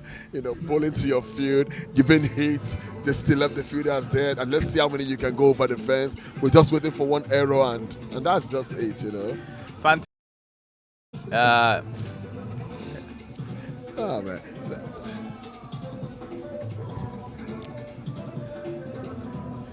Daniel playing one shot too many. Yeah. You can see the shock absorber in the fielder's leg, man. Just getting his balance and make sure that the camera picks him while he's doing that. Yeah, fantastic. And I think great work by the cameraman. You know, just showing. I think that's going to be a major highlight. Any form of cricket, that's a major highlight. One-handed. I don't know whether I would say yoga post catch. That's interesting. It's always good to see all manner of displays, and these are the moments that the ICC catches, you know, in tournament, and after a while they post it up, and you just enjoy some great moments in tournaments, and it's always a good feel. Absolutely. Tamuno, that reminds me, that catch reminds me of something. You used to be into martial arts, right? Yes, I do. I recall you used to was it karate or judo? Taekwondo. Yeah. That catch reminds me of this movie, this popular martial arts movie, Karate Kid. That's true. That's true. Show. You just brought out a very good memory. Yeah. One-handed. Remember the final Karate Kid scene? Yeah. The one-handed game when he was injured. That's fantastic. So end of 15 overs, 57 runs at the loss of 6 wickets. Currently, Ghana are going for 4 runs per over. Absolutely, it would be nice to see that catch again. Production team can, you know, they probably read my mind. Fantastic catch on the boundary. I mean, come on, like a ballet dancer. Beautiful. Very interesting. Again, feel that displaying a lot of balance. Clearly, the game not in the balance. Very well played and very well taken. Misfield by cover. This is going to be 2 runs. They look like 2, Shell. Yes, 2 runs. Energy just dropping a bit. You would expect that catch. Yeah. Tamna, have you taken a catch like that before? Well, I've taken some fantastic catch. You should know my playing days.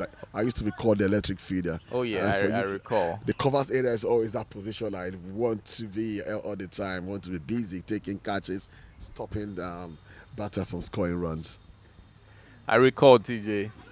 I mean, I wish I had my video clips of some of those catches, but then a lot of those matches were not covered then. I say that's something that we must start to do if we are not doing it. Keeping records of matches, and you know, it goes a long way when you want to refer to it. Then you can actually pinpoint and actually bring them back.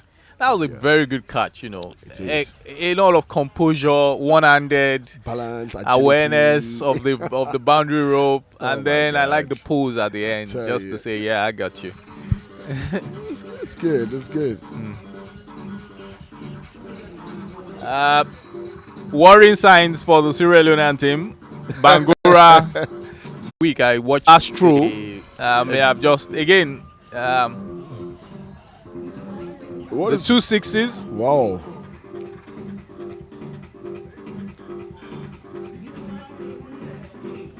The longer one. That was massive. Massive, massive actually. And this was the salsa one shot one. too many The salsa for one. Daniel. Yes. Salsa, come on. Ga. Oh my God. Absolutely. No questions, no arguments about whether the leg touched the rope, thanks to our the brilliant cameraman, which we will get to meet them as we live stream today's games. Yeah, the game progresses anyway. Yeah. But they've been doing well behind the cameras, and a huge credit to them, you know. Just as we take a break in the game, I think it's important to mention the production team, led by Sam, Ricky, Abayomi. The guys behind the camera doing wonderful jobs. So I think we should just call the manager behind the camera scene. Yes, let's have a quick conversation with Sam, who is very close to us here. Yeah. Hi Sam, how are you? Hi Shim. How's it been so far, covering this tournament and doing a wonderful job with your team? Well, it's been first of many. Yeah. A full homegrown team, and that's a bit of challenge. Like I mentioned to you privately outside of here, I think the passion, commitment from people have been wonderful, and so we've been able to achieve a lot with that. And there are still hitches here and there, of course, which gives us the opportunity to be able to seek more knowledge and be able to consult wider. But again, I think on the average we'll score ourselves high. I mean, given what we have to work with. Absolutely, Sam. And I think maybe for a lot of people out there don't know you, maybe just a quick introduction of who you are, and then your team members who have been supporting you. Because, you know, to my mind, you may score yourself average, but again, you have to always look at where you're coming from. And when we look at where we're coming from, I think we've done a great job for the first time, I would say. So, Sam, quick introduction about yourself and your team. It's always better someone introduces you because I would love to push my CV out there if that's what you want. But for me, I'm just Sam. I work for the NCF as a consultant on media, and so quite a number of opportunities to expose the brand NCF, and more importantly to help corporates who are trying to work with us, help them achieve visibility. A lot of deliverables. Visibility is one of them. Value for their investment with NCF. That's practically what I help NCF strategize about, help them implement, and help them deploy.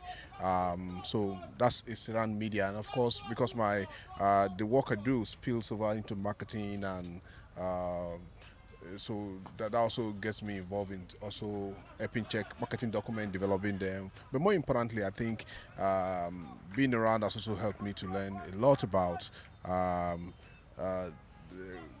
people, and of course pivot my skills to in human relation and being able to see where we can move from point A to point B. NCF, being a government body, has also been a challenge in terms of most of the people trying to drive the gains we have here has always been people from the corporate. So it's always been a marriage. Sorry, so I don't take you away from the game. No, it's fine. It's fine. And I think, Sam, just to say, you are not what would say cricketer. You didn't play cricket, but what has your passion for this part of the game is very obvious. Any reason for that? Okay, I'm always attracted to excellence. I mean, I want to improve. Personally, I'm this kind of person that's on continuous improvement trajectory. So, and that is what connects me with the present working board of the NCF. They want to improve, so we find a common space in that. So that's one of the things. But cricket as a game, fortunately, is the first team sport that I'm going to be in love with. I've always been in love with individual sports. My first contact I work with is golf, and I've also have serious engagement with motorsports, which are also an individual sport. And unfortunately, football and the rest have really not caught my fancy. I'm this person that's It's always finding love in the unusual places. So cricket comes to me as the first team sport, and I loved. Maybe it's because it's the first for me. I love a lot of things around it, and I love the fact that it drives you for honesty. It drives you for individual. You can't take a decision that. You have to think about the team first before the decision is taken. And it's a great team sport. It's a great team sport, and I love the fact that the team that I'm working with in NCF are also trying to drive it, and they are, every time shooting for perfection, and it comes to me. I mean, touches my own value, and that's one of the reasons why I've come around. I've met great people around there, including you, anyway, and a lot of people that have good.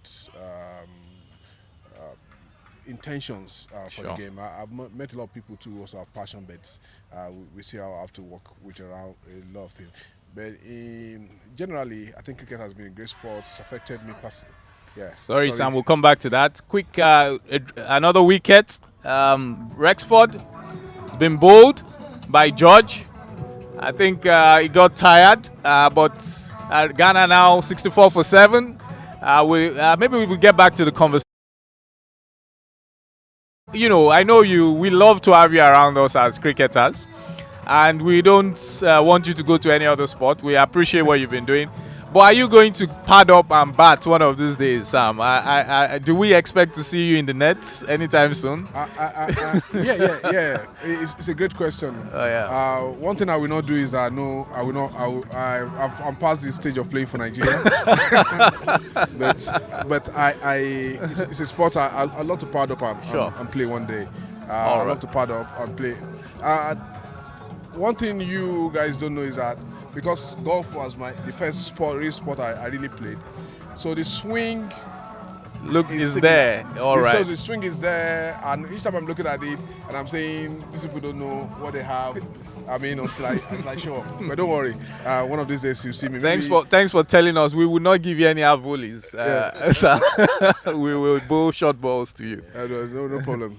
Thanks for having the conversation with us. And I'm sure as we go along, we will want to meet your cameraman, just to say a big thank you to everybody who's been a part of this program, and also the guys behind the screens, Ricky and Abayomi. Thanks a lot again. Then maybe I should just end on this before you guys go enjoy it. We started off working with about 6-7 people, but you can see by 10 here. We're going to show the tent to the viewers later. All right. Our tent always filled with people teaming, because a lot of people have found that place a comfortable and express themselves, and we made that very homely for people. So we have a lot of people who are volunteering, and a lot of people. I mean, a lot of cricketers. We have about 3 volunteers there. In fact, there's a guy that walked in, just came around to watch cricket, and he said, "What are they doing here?" He lives in Lekki, and he just walked in and said, "What are you doing?" I love to volunteer. I have a drone, and the guy has worked with us 10 days back to back. Fantastic. Now. He doesn't know anything about cricket. First day of this game was his first day of cricket. And fantastic. For information, is a guy shooting all the drone shots here. Fantastic. So fantastic. Those are the kind of stories we want to hear. It's brought more to the table than most of the people are. And I'm not saying that to belittle. I mean, we've done quite people have given more than 100% here. Can see on the average in my team, and that's why we're having this output we're having. Thank you so much again. Thanks a lot. Thank you very much. Appreciate the time and the insights. And just to say that Sam's team is available to cover any cricket games across Africa. You just have to go through me as their manager. That's a good selling point, Shew. Big thanks to Sam. Yeah. Big thanks to Sam. It's good to have him. Okay, not shying away from the game.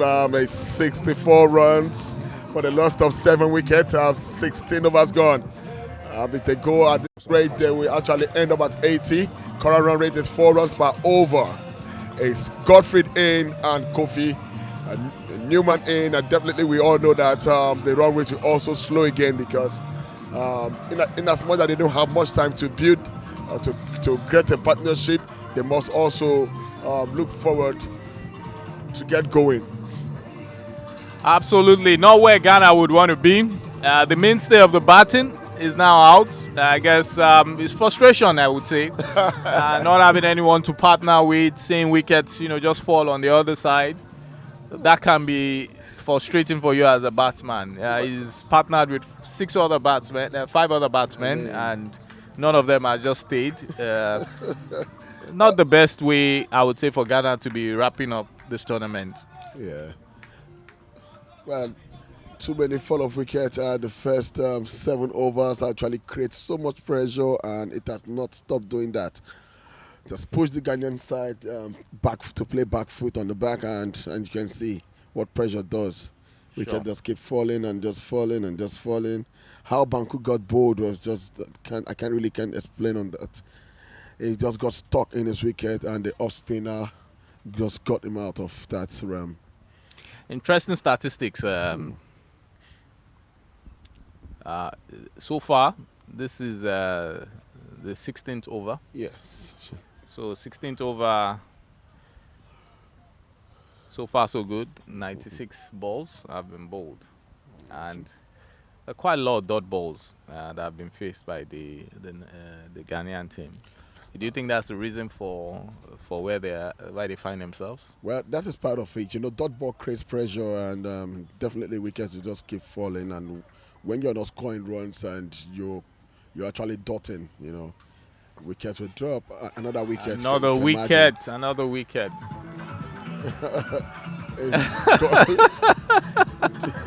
Sure, we can't just talk in peace without the wicket dropping. I think maybe we have to just help them to drop.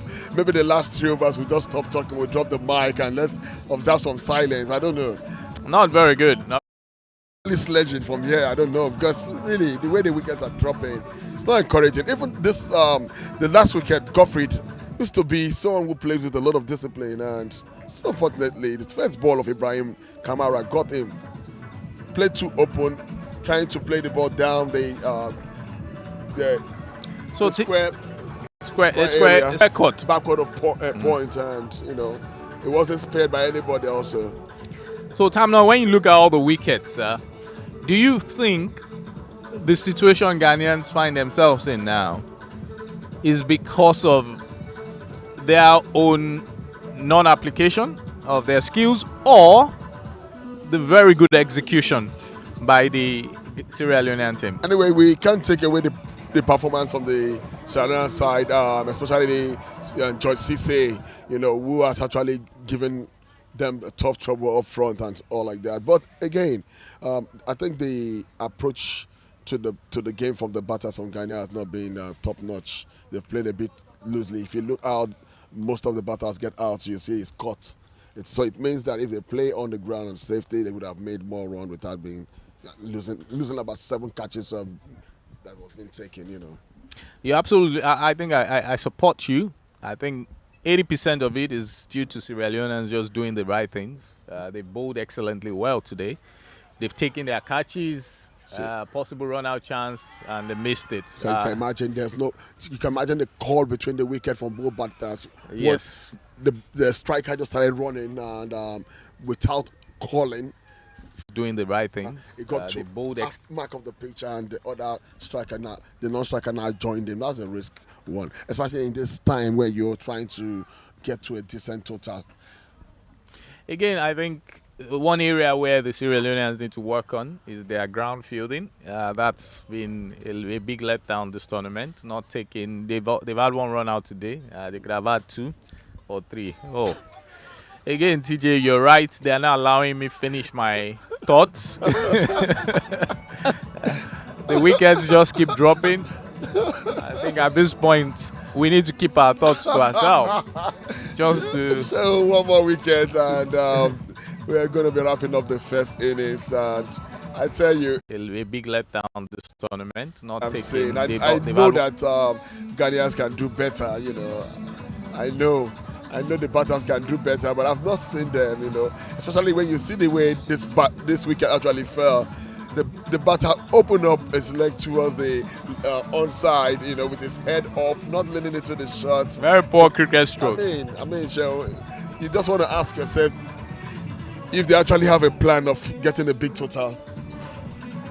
I think everybody has a plan until they get punched in the mouth. And I think the Sierra Leoneans have given Ghana a very good punch there's in a the very, mouth very funny, this morning. There's a very, very funny statement, Chairman. When I hear it from some of the academians around me, I just laugh. They said, we always plan. Everybody plans. Whether you plan to win or you plan to fail.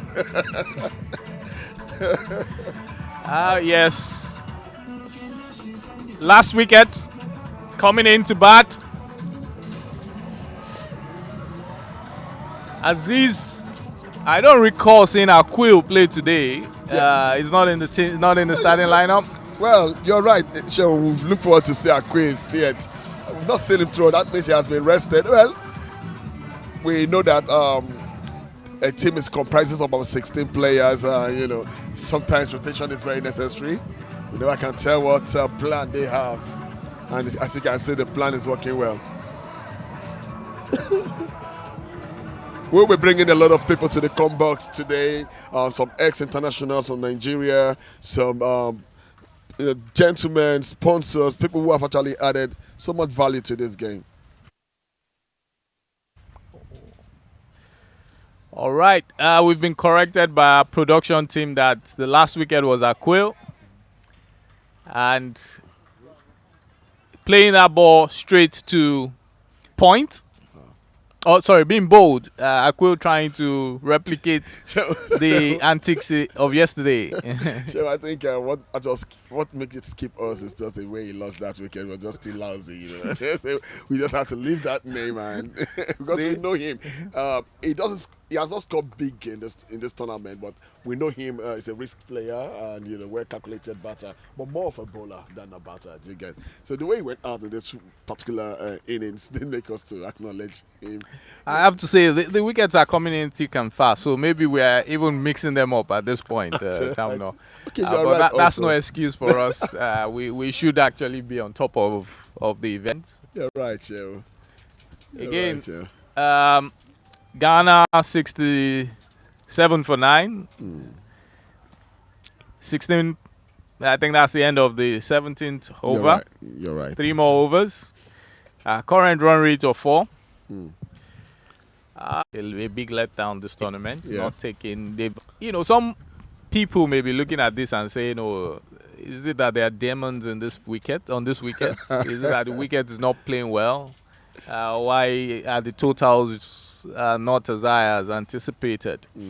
What would be your response to that? Well, anyway, I've seen this pitch played from day one and up to this. But I've not seen any bad bounce or evil bounce, except a particular day, which about the day 7, where there was a lot of rain in the night, and it got under the carpet, and we had a bit of misjudgment of the ball length and line like that. Balls keeping low, but it's all part of the game. You go to tournaments and countries, they prepare pitches, and it does not have to favor you. Just have to apply yourself.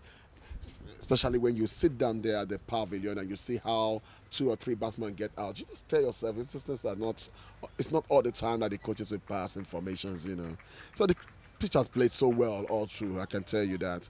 And absolutely. That thanks can only go to the groundsmen who have actually made it possible. Very true, Tom. Now the pitch has played through. Maybe the outfield slightly slow, but the pitch has been very true, and the batsmen should have had the opportunity to score a lot more runs. I think they've been in a bit in a hurry to score runs on this wicket so far in this tournament, and you can find out at the late part of the tournament and runs try piling up in some games and all stuff like that. It shows you that if you really want to score runs, just stay down and apply yourself. Hit the bad one ball well. If your technique is not right, you won't clear the fence. You won't. So sometimes when we see low total, if you don't have a visual, you always want to blame it on the environmental factors and all stuff like that. Absolutely, Tom. No, I always tell people that you don't have to play a booming drive, like Andy calls it, to score a run. Sometimes a run is just opening up the face of the bat, and letting it run down. Using the pace of the ball, angling your bat, just like that. And I think that's the reason why I mentioned that is because I would like to see a lot more singles, walking the ball around the wicket, not necessarily trying to get a boundary every time. Sometimes when you have people on the boundary, maybe the better shot is actually a check drive, just to give you, a chance to take 2 runs as opposed You're to, right. going at it with all your strength. Yes, in this tournament so far also, I've not seen our weakness and a lot of skill batters. If you have about 5 fielders outside the 30 yards waiting for you at the boundary, of course you know that you have a 50-50 chance to clear the fence. The bowler has 6 balls to bowl at you. If he bowls the 6 balls on short of a goal line or half volley, you might go for it and 1 might not clear. So if you're planning to walk the bowler around, you might not get yourself caught at the boundary, just using your feet, running, calling clearly, running as hard as you can, taking the first one very hard, creating pressure. Sometimes when you run fast, it gives you room to have an extra one. But I've not seen most teams do that in this tournament, except maybe the Nigerian side and a bit of the Rwandan side. Yeah, very true, Tamno. And quick start, so far, 26 singles, 7 twos and threes from the Ghanaian team, 2 fours, 2 sixes, and all the others are dot balls. When you look at over 100 balls bowled, that's about 50%. Definitely, you're right. Of dot balls. 120 balls, and you can see that the dot balls is 68. That's where you half mark the total of the format, which is the 20 overs a game. So it's not encouraging. I think they look forward to scoring boundary more often than taking the singles, and that has not been too good. You see? And as we speak, the innings have been wrapped up by Ibrahim Kamara. My apologies. That's Ibrahim Kamara, yes, taking the last wicket. Okay. 72 runs all out for the Ghanaian team in 18.1 overs. Sierra Leone needing 73 runs to win. Match summary on your screen. Top scorer for the Ghanaian team, Daniel. Rexford coming in just 1 run behind at 18 runs. And then Michael Aguai with 9 runs. Pick up the bowlers. Judge Cisse, 3 for 21 in 4 overs. Fantastic bowling by Judge today. Wonderful. That should have been 4 actually. If it's, look at the start of the bowling. See how consistent it is. Yes. 20 for 3, 21 for 3, then 3 for 4. I mean, you can just tell you that the fielding today and the bowling today was definitely top notch. Absolutely. The bowling team were spot on today. Bowled very well. You got to give a lot of credit to them. And, TJ. Yeah. Do you think This game Ghana should not hold is back. going to come in and defend this total? Defending this total will change the world record for the lowest T20 score that's been defended, as we saw yesterday. Okay, small totals bring a lot of surprises, especially when you think that it's an easy one to just run by. You just find yourself wrapped up and you just start panicking. But we never can tell such low totals with Sierra Leone. I know them to be an attacking side. I don't expect less. They will come and try to put up 40 in 7 overs and go in, but anything can still happen.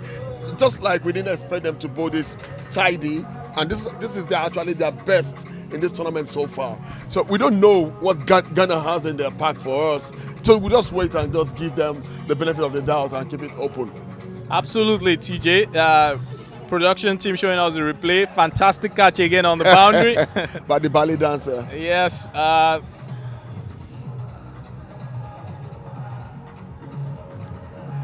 Bold, beautiful off spin. Yeah. I think the wicket has a bit for everyone. The batting, the bowling. Again, square drive by Ashake. And then straight ball bowled again. Aquil trying to take that down to the TBS main square. And the last wicket to wrap it all up. Bowled round his legs. We'll take a quick break and we'll come back for the second innings. We have the cheerleaders who are entertaining the spectators. Oh, it's good to see this at the final day, adding more flavor and more content to what we have. I think the viewers out there, the spectators will be enjoying this, and also it's good for the eyes anyway.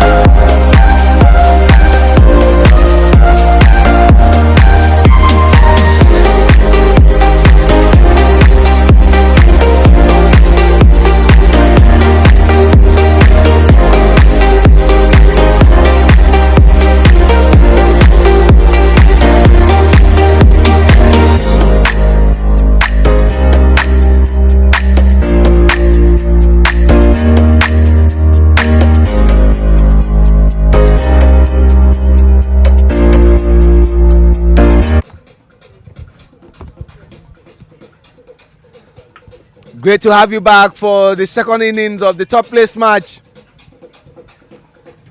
between Sierra Leone and Ghana. Ghanaian captain Samson Kwasi Awea won the toss and elected to bat. Was that the right decision? You can see the Nigerian team arriving for their final game. Sylvester Okpe led team coach Steve Tikolo. Other members of the team: Isaac Okpe, Sulaiman Rushewe, Prosper Hussaini, Danladi Isaac, Sheson Adedeji, Taiwo Muhammed, Ademola Onikoyi, Akere Isesele, Daniel Ajekun, Peter Aho, all arriving for the big game later this afternoon. And you can see Team Nigeria in a relaxed mood. But let's get back to this important fixture.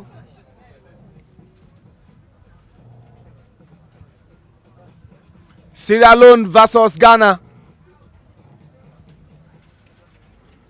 Ghana 72 all out in 18.1 overs.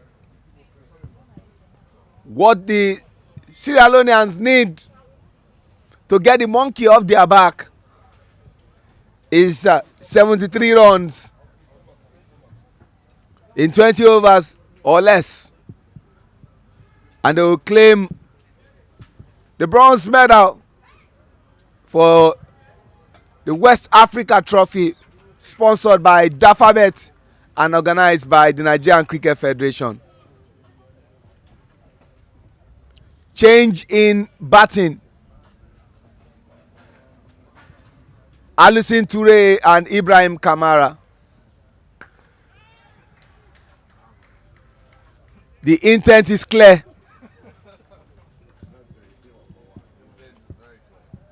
From ball one, they want to go for it. And honestly speaking, if Sierra Leone, underline that word, if they get today's victory, all that happened in the round robin is inconsequential. Because that would have meant that Ghana won the battle. But of what use is the battle when you don't win the war?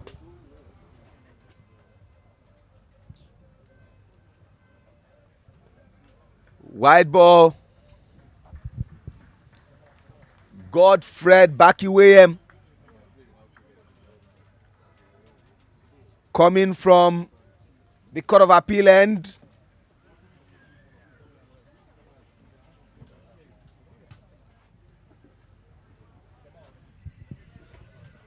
What is required is less than 4 per over. To put it into proper perspective, 3.65. And they still take that run.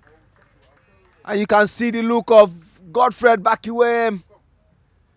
This should be an attacking field. Close things up. And debar this team the opportunity to take singles.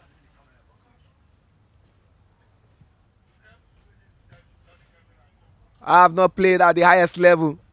But who am I to think for Samson Kwasi Awea? I was just thinking in my head that would not have been appropriate to start with spinners. But like I said, I own up. I have never captained my house, let alone captaining a team. So I'm in no position to judge. We're talking about captaincy. The Nigerian captain was absent yesterday owing to illness. But I'm sure he will shake off every illness to be part of today's game. Will they make 2 runs? There is what they call prefix and suffix in English.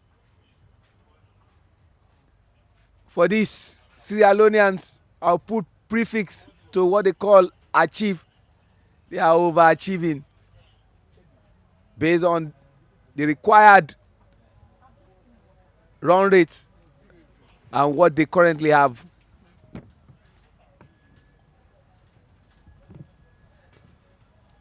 Alison Toure and Ibrahim Kamara.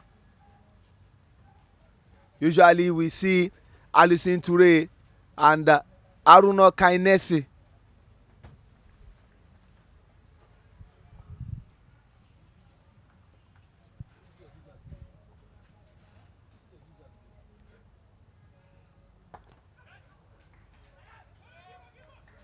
Good stop there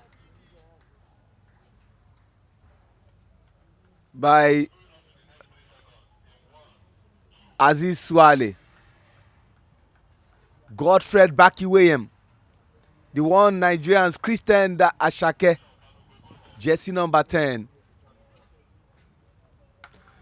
Intent is clear. Maximum. Alusin Toure is on fire. What a pull shot. 6. Alusin Toure. Ashake. It is clear. The replay shows it all. See him there. After the first over, 11 runs. And you look at the two batters, the two opening batters for Sierra Leone, the jersey number have a similitude and a significance. We are into the first over. Alusin Toure is putting on jersey number 1. That is the first over. Ibrahim Kamara is putting on jersey number 6. That means the last ball of that over, he hit it for a 6. Perfect time for Seun Odeku to hit his own 6 by joining me at the commentary position. Hi Seun, I think we're seeing a different Sierra Leonean team today. Ashake. Where have they kept hold of this? And why is it just coming up today? That was a full-blooded pull shot. 6 runs to mid-wicket. From where we're sitting, the sound that came off the bat was fantastic also. And you can say, like you said earlier, the intention is very clear. First over going for 11 runs. And to my mind, just judging by the body language of both teams, it looks as if Sierra Leone will be winning this game. But again, it's cricket. But if you am to make a call now, the Sierra Leoneans look more alive. They look like they've gotten their confidence back. It's funny how, even though there was yesterday's game against Ghana was a loss, it was probably the foundation they needed for today's game. Something to give them the confidence that, hey guys, we're not that far off, and we can actually beat the Ghanaians if we apply ourselves. And applying themselves is what we've seen them do today. Fantastic bowling today, tidy and disciplined bowling, bowling to the line and length. And they've transferred that discipline to their batting now. Middling the ball nicely. That 6 was a very good shot, I must say. So let's keep watching. But if I'm to place my money on any team today, it will be Sierra Leone. What are your thoughts? My thoughts are cricket, like is biscuits. And it could break into any half, not necessarily equal halves. The way Sierra Leone have started, they are trying to correct a wrong. And I told you, Seun, that they usually pick their moments. And on their day, they could be very dangerous. And today seems like that day that they pick their moments. Seun, I was talking about something.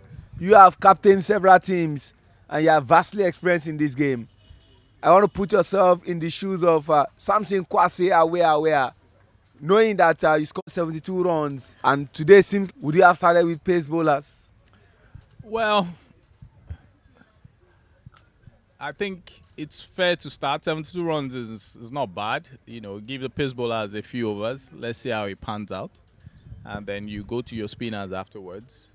But the first over wasn't probably what you would want. And I would have wanted to start. You know, first over, immediately the target drops to 62 runs, or 62 runs, yes, from just the first over alone. That's not where you want to be.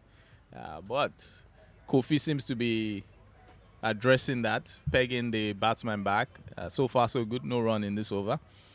And you never know. It's always good to just start with your pace bowler. 74 runs is a lot of runs on the board.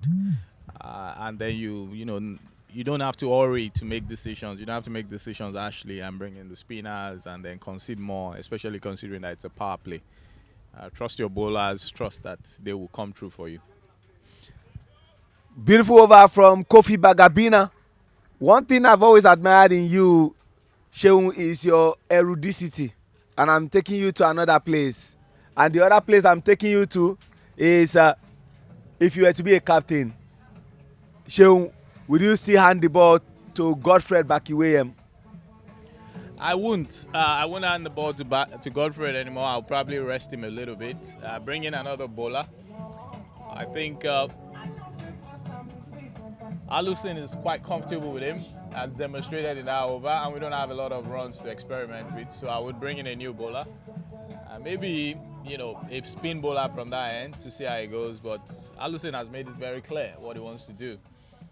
So I would maybe bring in a spin bowler to come from that other end and just try and take the pace of the ball, because it seems to be striking it well with that pace. They've listened to you, but not a spinner this time around. They brought in the player of the match for yesterday. He's got lots of ball variation, and he thinks very deeply. Good start from Bakum. Just getting the ball outside off stump. Very good bounce and good lift also. That's where you want to beat the ball. But there's currently no third man. Considering the line is bowling, that's a risk.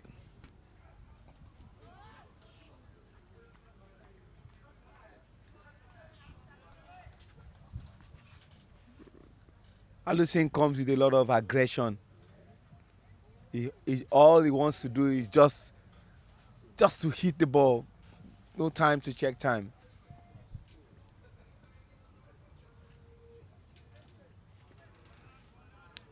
Very tidy line.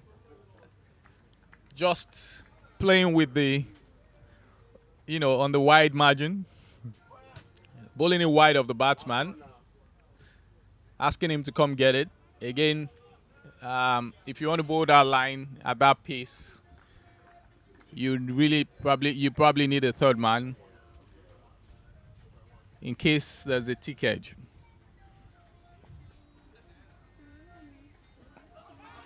Catch. Oh. Bakum not having the flexibility to stop his momentum and take a dive. That was quite difficult. In all honesty, it was going to be one of the best catches at this tournament if it happened. I'm sure with a little bit of flexibility, he would have made an attempt. But I saw he considered it and then decided against it. But all in all, if this happens, we would have had back-to-back maiden overs. That's brilliant from Kofi Bagabina and Rexford Bakum. Even if he doesn't get a maiden Rexford in his first over, you have to say that they have reduced the run rate drastically by those two overs. Absolutely, Sean. You want to be putting pressure on the batting side. And as we speak, they'll be taking one run off the final ball. Still a fantastic over, considering where 2 overs ago. The Ghanaian bowlers have also just come back to tidy up things a little bit. Just 1 run from 12 balls now. Run rate back to what you would expect. 11 runs, 12 runs in 3 overs now.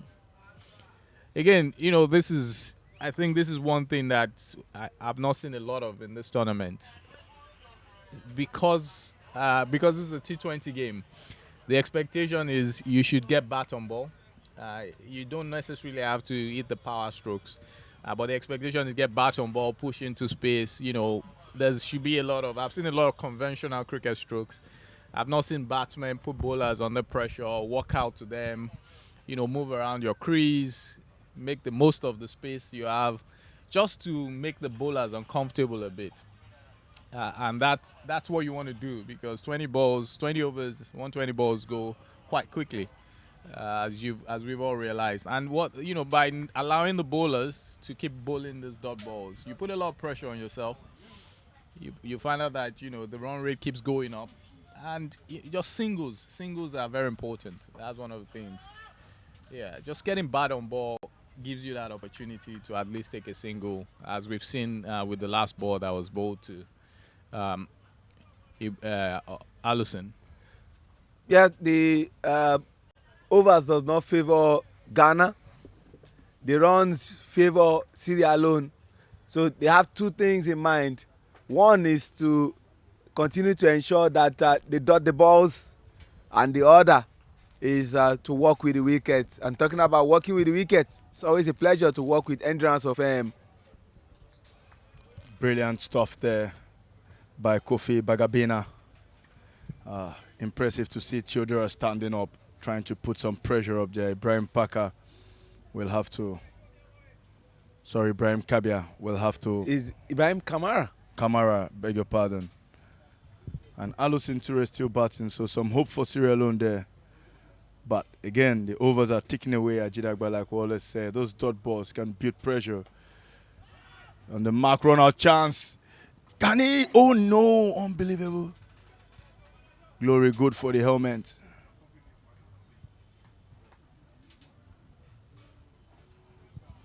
These Ghanaians are really working hard to get a breakthrough here. Allison Toure will be the one coming back on strike.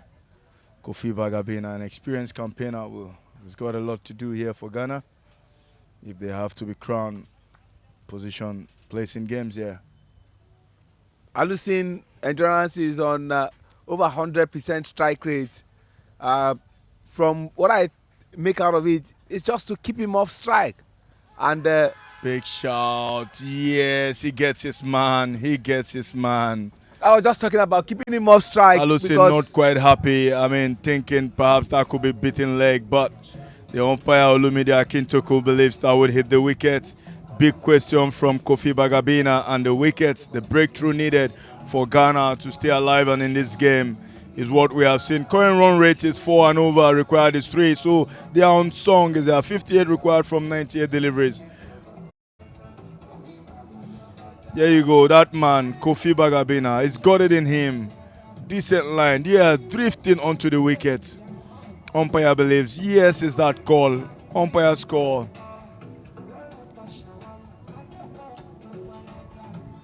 Andy, just looking at the replay, what do you think is wrong with that shot? Well, I think he went big and really playing around it. The ball swinging. From the bowler's hand, you could see it dipping into the stumps. And probably Toure didn't pick the line of that one.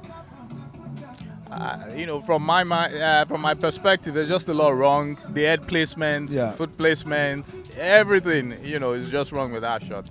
Again, and too much power play came in there, and you see that it takes everything away from the line of the ball. First, you have to keep your head steady, head and shoulder leading into that shot, and looking to play down the wicket. Like we say, once the bowlers are bowling full and straight, you have to look to score in the V. But this time, he went full booming drive, slightly then missing the line across. Umpire Olumide, as we all know, used to be a fantastic slow in-swing bowler. Do you think he's partial to in-swingers as an umpire? Well, I know his pedigree, and he's been consistent all along in the Lagos League. So, I don't question his judgment on that one. It's his call, and spot on. You can see that even the path through which the ball came through was the umpire's path. So he's standing in position and he will be able to judge that one. Absolutely. Olumide is one of the best umpires we have in town. Very calm, makes fantastic judgment. I don't think I've ever seen him angry. It's a proper gentleman. Yeah. And, you know, when I'm giving out LBW against in-swingers, I never agree with the umpires. A part of me just always feels that ball is swinging down the leg side. And is that the same with you? Well, to be honest, again, the first thing I try to do as a batter is understand what the bowler is doing with the ball. And that clearly informs where my guard, which of the guards I'll take. You know, when I see in-swingers, I like to clearly start from the leg stump guard so I can have a fielder walking through them. You know, but with out-swingers, middle and leg, I bat from that line. So, see, and I have that head view of myself not crossing the off-stump line when I'm standing. See there, his head falling over and then playing around that one. Clearly, the bowler has a chance, and umpire Olumide made no mistake about that one. But again, if that head was straight and steady, leading with his shoulders and head going forward, then he might have had contact with that delivery. You know, absolutely. It's like viewing the ball from a slanty position rather than, you know. And if I were to look at it from a DRS perspective, I think that ball at worst will be clipping and will be umpire's call. Certainly. Yeah.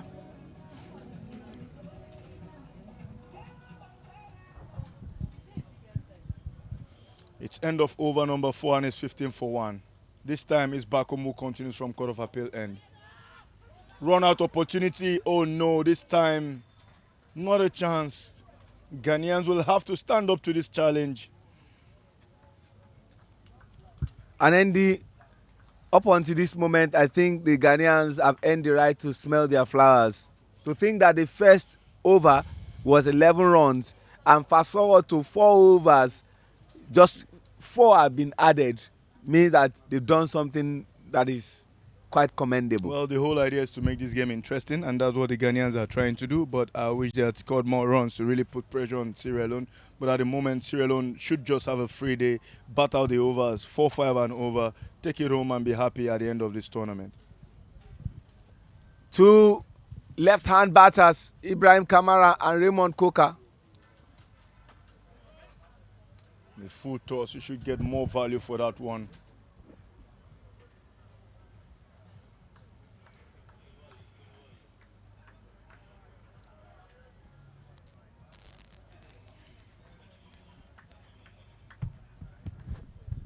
Comparison of those runs.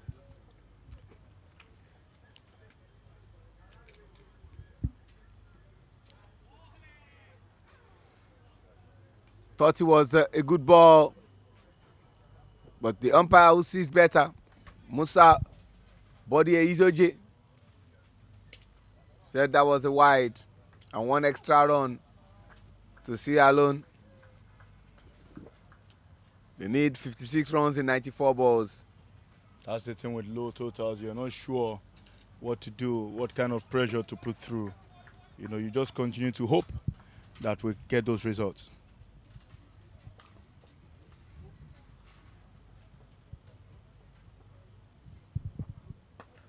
Short, he gets hold of that one, but it will just be 1 and they're coming for a second. That was that wrong end. He had a chance. He had all the time to turn and throw to the keeper's end. The safest end you have always emphasized, endurance. I mean, this is about the call. Again, Sierra Leone running and living dangerously.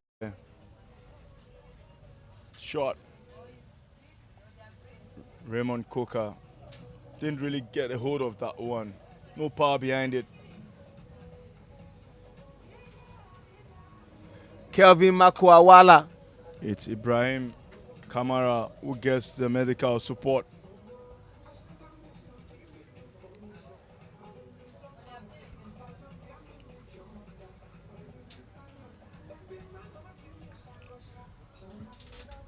Lovely area view of Mobalaji Johnson Arena. The one formerly known as Onikon Stadium. That name was christened after the former governor of Lagos State. That's the beautiful view and the inroads leading to that venue. Lagos State, a holiday destination anytime, any day. Plenty of coastal lines, plenty of lovely beaches, the Onirus, the Atikans. Beautiful place to be, Lagos. That's Lagos being shown to you. The state of aquatic splendor as a result of the water there, and this is the environs of the Tafawa Balewa Keruba. That's the Lagos lawn tennis. Beautiful scenes where tennis is played. That's tennis, that swimming pool. Lovely.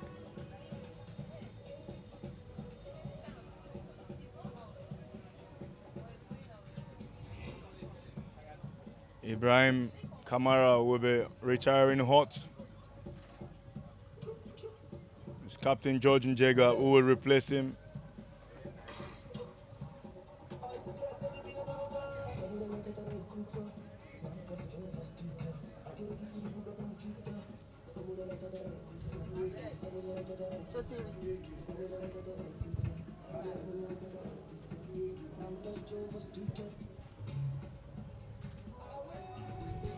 He had a good game yesterday, George Mbeba. But that good game of his and the runs he scored was not enough to take his team over the line.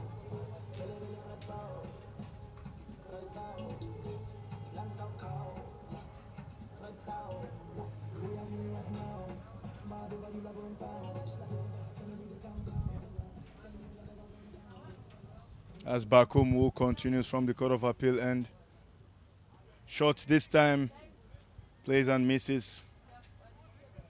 Bakum jumping on the wrong foot there. Special skills, this man. Couldn't find or couldn't get going with the bat.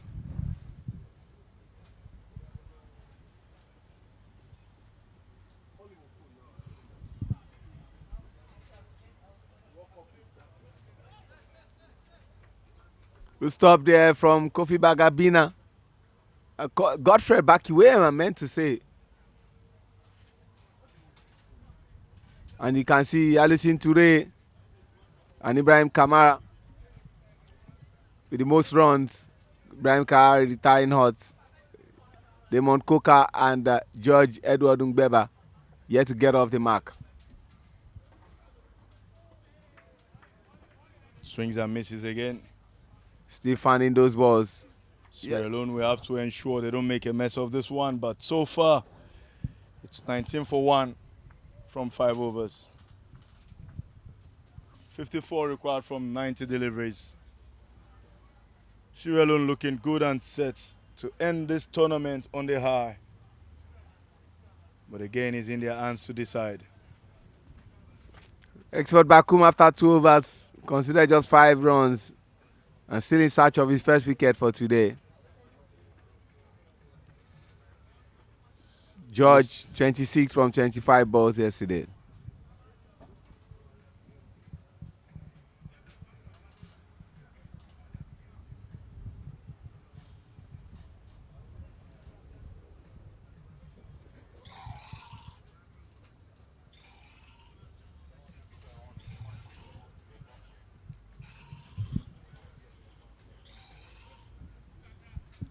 The most important part of the West Africa Trophy, sponsored by Dafabet, organized by the Nigerian Cricket Federation, comes up in some hours from now.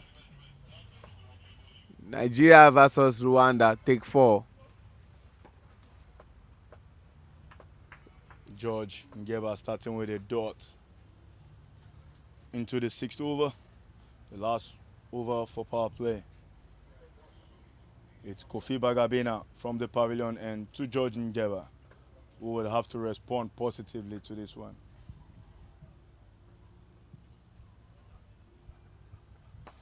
Short and wide. He gets a hold of that one. Fielder coming around. Too slow for that one. Amazing back foot shot. Served him and he takes it. George Nyeba, thank you for that delivery. Kofi Bagabina would have to do more to contain him. If he does that every day, all the time, he'll be sent to the boundary to get his ball.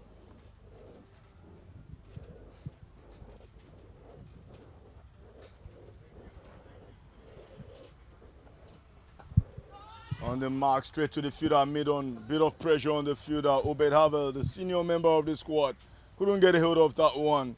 There you have the Rwandans arriving for today's final. They'll be looking forward to give Nigeria a run for their money.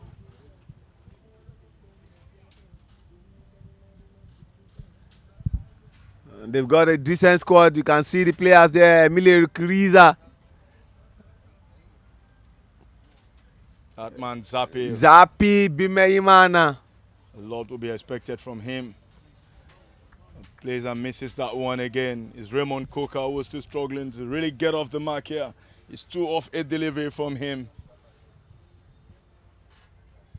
It's Kabare, that man filled with potential, right arm leg spinner. And you can see their squad. That's Captain Didier Indikubumana. We'll be hoping for a better day.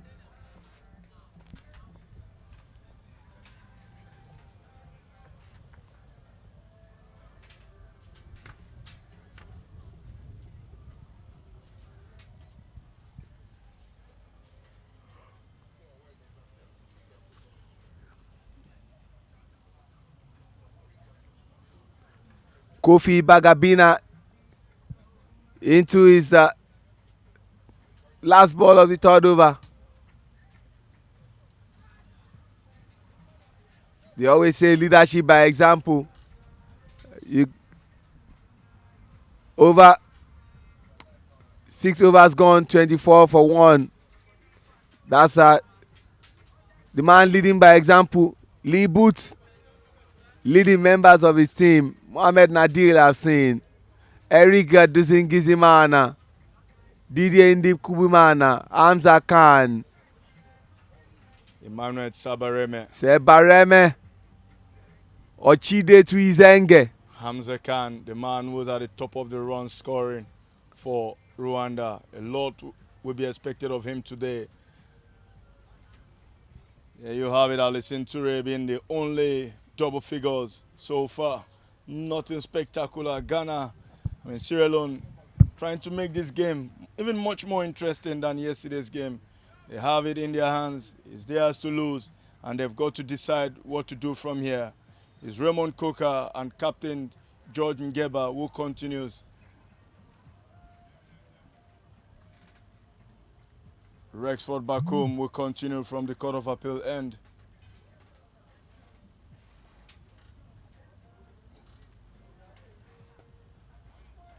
He finds the gap. Will this go all the way? Godfred Bakiwayem picks it up. We'll just throw it gently. 2 runs there.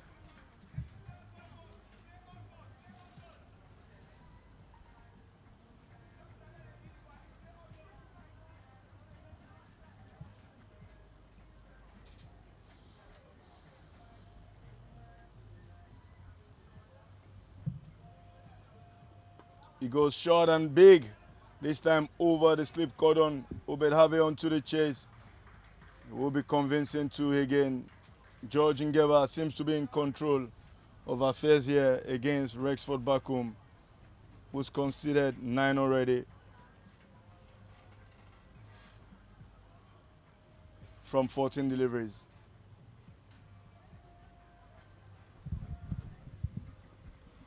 The coach of Rwanda will have a lot to say to the players.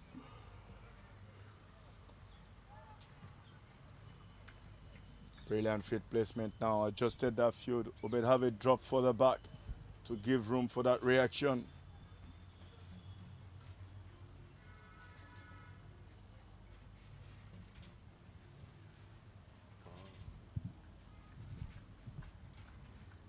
Expert back home still in search of his first wicket.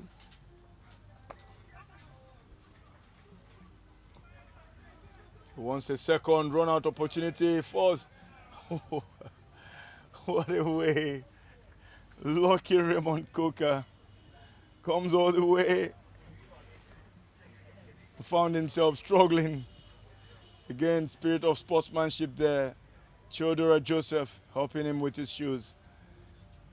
The sights we love to see. We've always said it. You might be fighting for something, but it's not a do or die game. Reason yesterday, prior to the start of the game, Nigeria and Rwanda were both seen playing football together.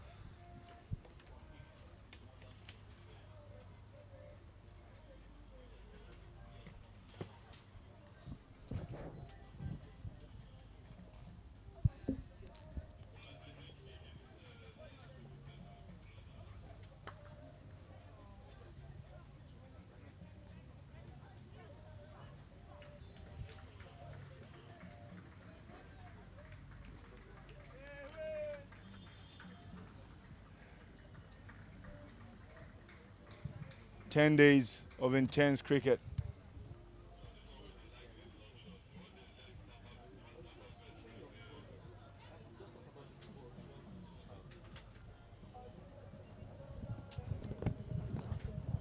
Thanks to our sponsors there, Dafa Bets, Sparkles.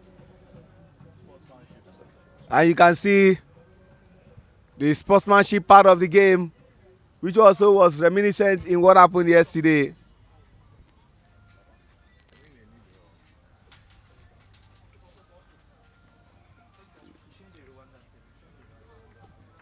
Yesterday that happened between Nigeria and Rwanda, the football that they played together. That's the Nigerian team cuddling, the Rwandan team cuddling together. They call it team talk. Raymond Coker.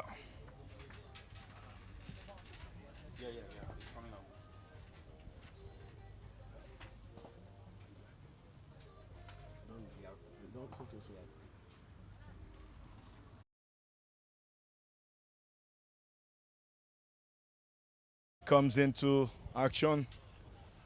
Must give it for these cricketers. They've been at it from day one. They've gone really hard at each other. They've been through this. They've shown consistency all along. And it must be said that they only had 2 days of rest from the 4th that this tournament started. And that was Monday and Friday. 31 for 1 after 7 overs.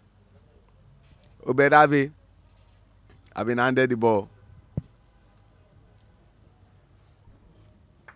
I'll tell you from here, Jidagba, this is where LEONE will have to be very careful. This man is experienced and knows what is required. First up on the back foot is Captain George Ngeba, who brings in the man deep extra cover into play, and it will just be 1 for them, bringing the total to 32. 42 runs in 78 balls. All Ghana have to do to make it 4-0 is to work with the wickets. The overs are not favorable.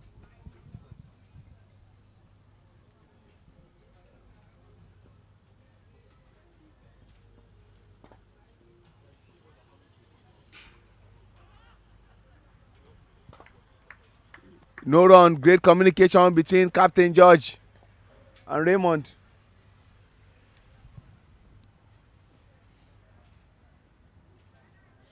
He goes big and he's bold. I told you, Ajidagba, LEONE will have to be very careful. Obedave knows what is required. He's an experienced campaigner. And Raymond Coker. There we have again King's College students. Shimon Deku will be happy to see these kids come through. In his days, how many times, Sean, did you come to see cricket? Beautiful scenes to see. Well, while I want to heap praises on King's College, I must also say that they are the school with the closest proximity to Tafawa Balewa Cricket World. So why should they come late? Just saying. Now wicket again. It dots that one, playing right across it.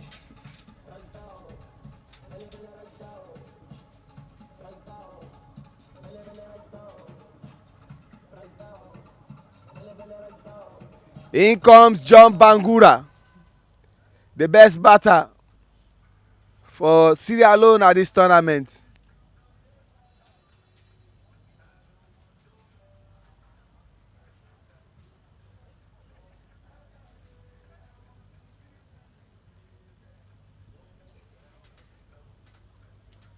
Oberavi versus John Bangura.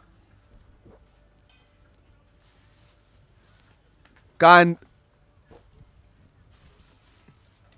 he get his own pound of flesh? Don't forget that his wicket was gotten by John Bangura.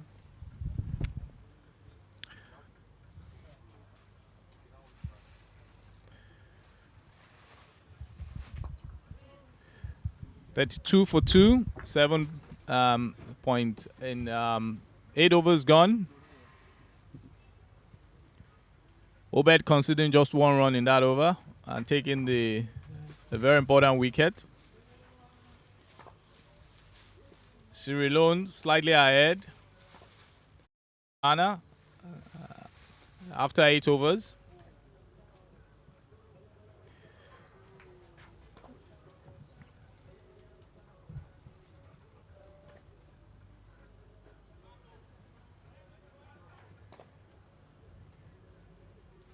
Again, it's shaping up nicely for what may be an exciting finish today. At this point, Ghana had lost about 3 wickets. Sierra Leone have only lost 2 wickets. Ghana was on 34 for 3 at that point in time, as at 8 overs gone. Sierra Leone is at 32 for 2.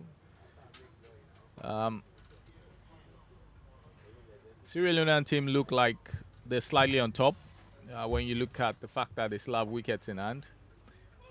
And just as we say that, edge dropped by the wicketkeeper off the bowling of Michael. That's a life for John Bangura. Sorry, for George, I beg your pardon. John Bangura facing Michael now.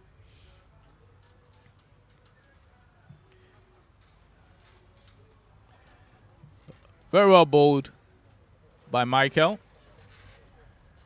Just the perfect length. As a batsman, you're not sure whether to come forward or go back. A big appeal by this Ghanaian team. Again, John Bangura trying to, walk out to meet that ball on the pitch. Another edge, outside edge. It's a run-out chance? No. Too good run in between the wickets between John Bangura and George. That was 2 runs there. Michael has been bowling very well. That's the second edge of the bat he's been able to draw in this over.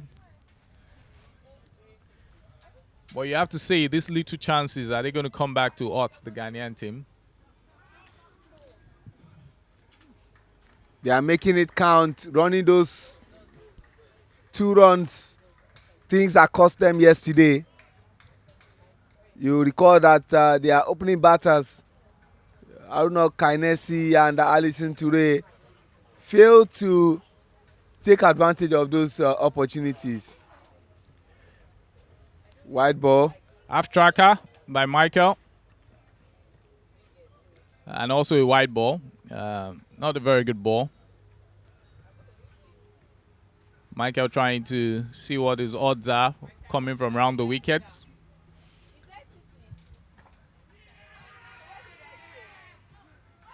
Big appeal for stumping, but turned down by umpire Olumide. Attempted reverse sweep by John Bangura. He was unable to get bat on ball.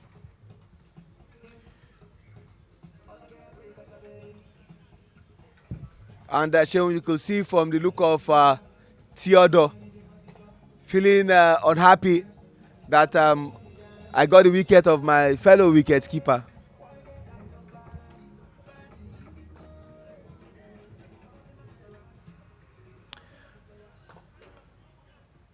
Productive over, I would say. 6 runs coming off it. Just what the Sierra Leonean team need. That's all you need to get to your target.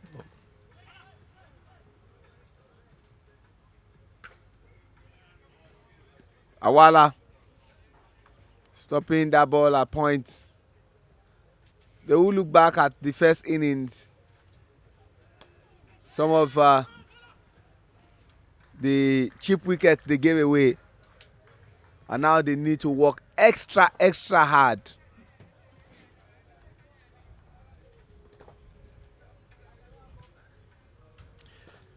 Seun, this should be a walk in the park for the Sierra Leonean team. They don't need to do anything extra.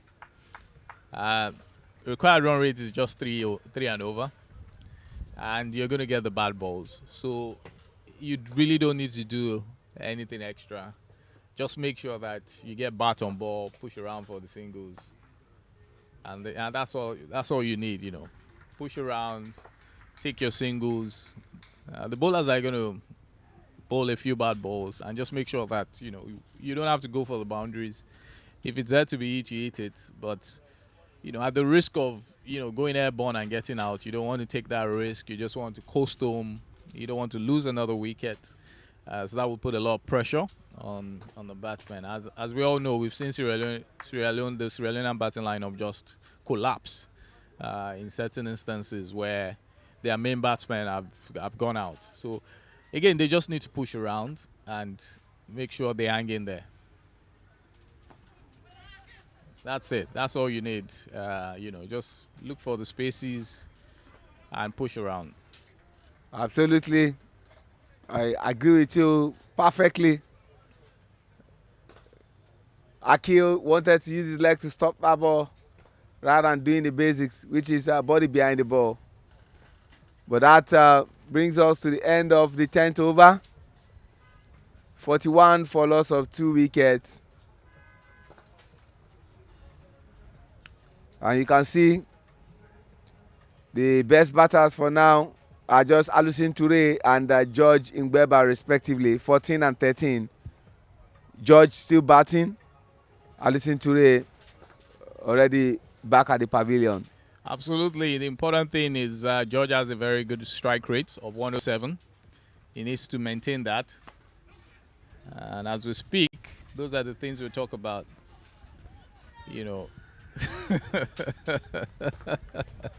There is never a day John Bangura does not leave behind his bat. There is never a day. I still don't know why I do that.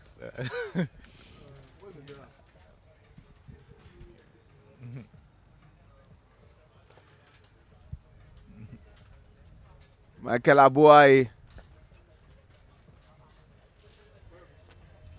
That's 2 runs already in that over. And again, like we say, 31 needed off 59 balls. Should be a walk in the park for the team.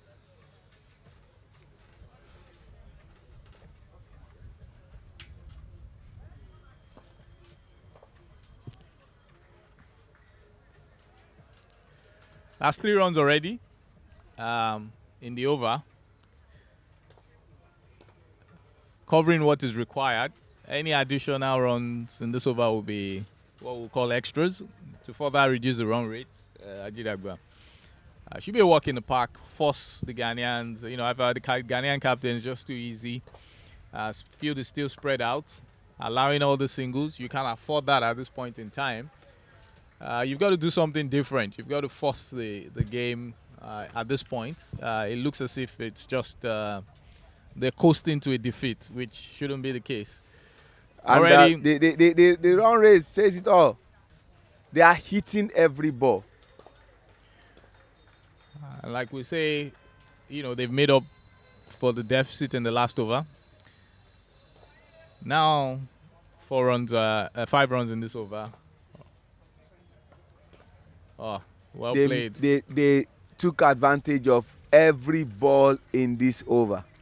That's double what was required from the run rate perspective, and the impact of that is the run rate just dropping below 3. Again, easy does it. The Ghanaian captain has to do something different. He's got to force it, rather lose a game, trying something different than just allow the singles. If they continue at this rate, this game will be over in the 15th over. 26 runs off 54 balls. They need to work with the wickets, not the overs. The overs do not favor them.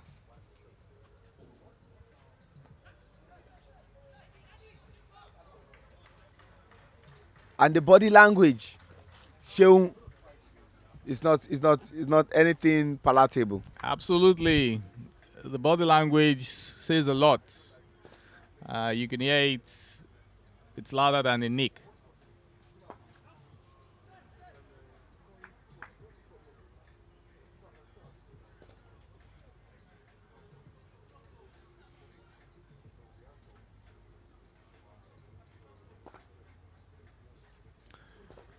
Umpire Olumide assisting John Bangura to tie his shoelaces. Very nice of him.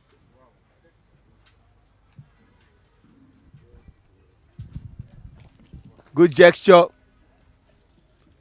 from umpire to batter. Olumide Akintokun to John Bangura. Kind of scenes we want to see in a game of cricket.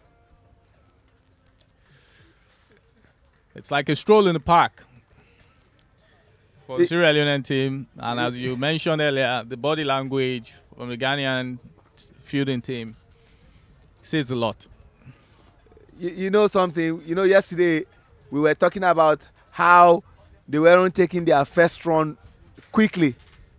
But this one, they are having about 3 runs per over that is required. So the need for them to keep running is not warranted. So they are just taking it easy. That's always the case when you have a low total. At 72 on the board, he always puts pressure on the bowlers. And that's the impact of we're seeing. Lovely fielding by the Ghanaian captain to limit the total runs in that over to 2. Just shy of the required run rate of 3. Sierra Leone still looking pretty at 49 for 2 in 12 overs, chasing a target of 73 runs.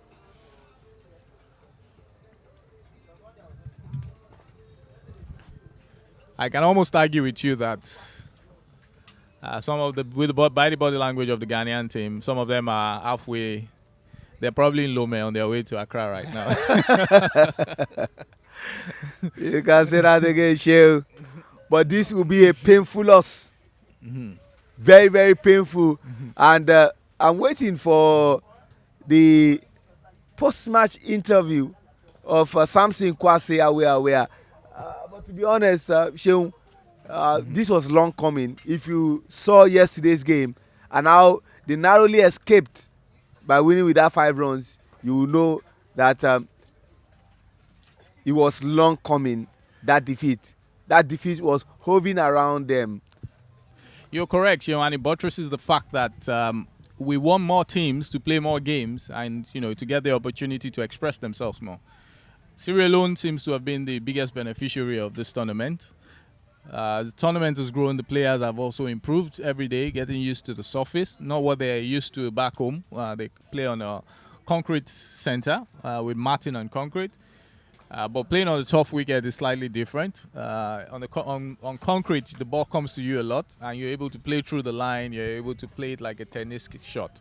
But on tough, you actually have to always keep your eye on the ball, and it may require you to stay low when batting. I feel they struggled with that. That kind of reflected in their batting. And you see, their bowling has always been there. They've limited teams, even Nigeria, to what we would term the pass score on this surface. But the batting has never really backed them up to help them win games. And today, it seems to be coming true. Yesterday was a confidence booster required, which they got. Even though, there are games when you, as a captain, there are games when you win, you lost. And there are games when even though you lost, you won. I think yesterday was one of such for the Sierra Leonean team. Helped with the morale in the camp, and that's what we see. We can see the effect of that now on the team. They're ready to probably take the third place bronze medal. Yeah. Daniel Kwabena Nefe coming from the Court of Appeal end. They are almost home. And I mean home means Sierra Leone are almost getting this based on what is before us and how John Bangura and George Edward Mbeba have tried to take things so easily. They faced 37 balls and they've scored 28 runs in between them. Speaking of Sierra Leone, I've been to Sierra Leone once. We landed at the international airport, and I had to take a ferry to Freetown. And Sierra Leone was just recovering from the war then. It was an interesting trip, to say the least. It was a quadrangular tournament, similar to what we call this West African Trophy, played by 4 nations. Nigeria came second. Sierra Leone won that tournament. It was a hostile crowd, in Sierra Leone, but it was a good experience.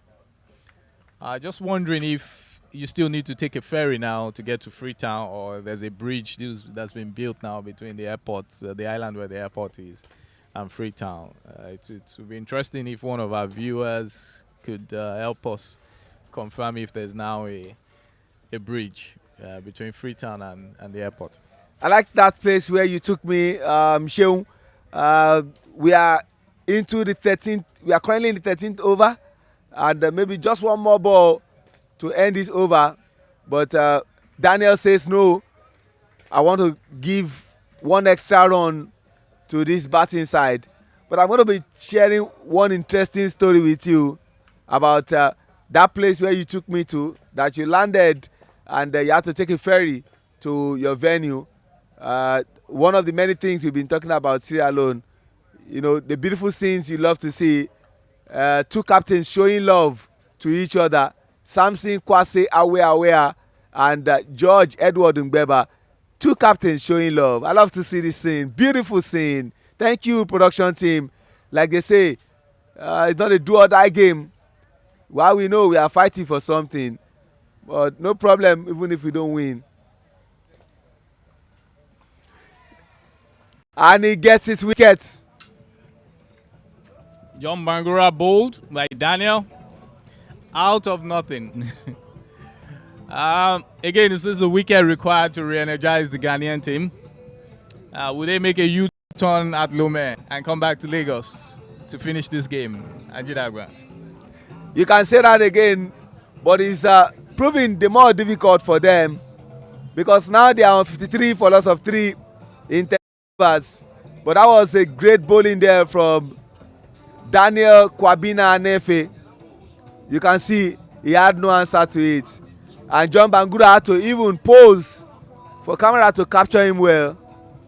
Absolutely. I think, looking back at the replay, John Bangura probably had the premeditated shot to probably play that ball to play. That ball dipped in, his head was falling, bat not coming down straight, and beautiful Yorker. Again, I think there was already that intention to go at that ball. Ideally, if he had played that ball properly, the bat would have come down straight. It would have been straighter. His head would have been would not have fallen to the right of his stance. So again, maybe just being a little bit careless, thinking that they have the game in the bag, and that you never know with our game of cricket if that may be what is required by the Ghanaian team, just to give them the energy required to take a few more wickets and make this a very interesting third place match. That's what we are looking at. More schools are arriving. This place in some minutes from now should be filled to the brim. In comes George Sese to George.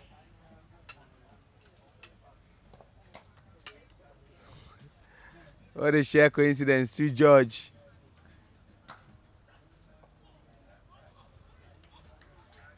Quick run there off a quill.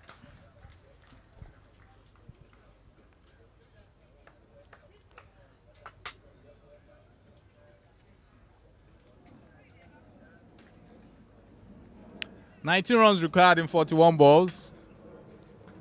Sheung, are you able to score these runs if you were the one batting?" You needed not to do this. So gone! George Sese out for Golden Duck. Interesting.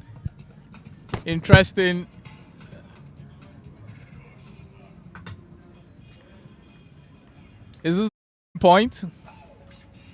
Just maybe watch Akil move. See that action.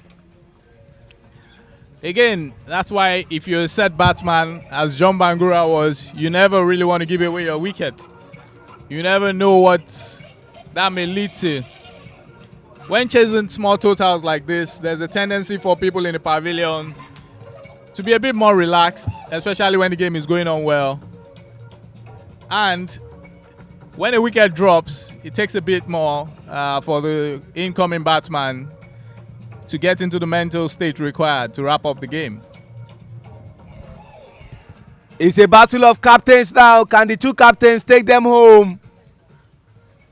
And I'm talking about former captain Lansana Lamin and George Edward Ngbeba. Yesterday, Sheung, both of them had good day in office while they were batting, but still lost that game. They combined to score 54 runs from 54 balls. What a coincidence. Yes, LEONE has to address the fall of wickets. You know, they just need to stop it now. Because any other wicket now puts a lot of pressure on them. Although 19 runs are required to win, as we've all seen, the scoreboard pressure can be tricky sometimes in cricket. Lovely bowling by Akil on the money. Again, captain has to do something different. Too easy for the batting side. Talking about captaincy, endurance. Do you think the field is too open for the total, for what they have in the bank? What would you do differently? At this point, I'll try to choke them because it's 19 runs required.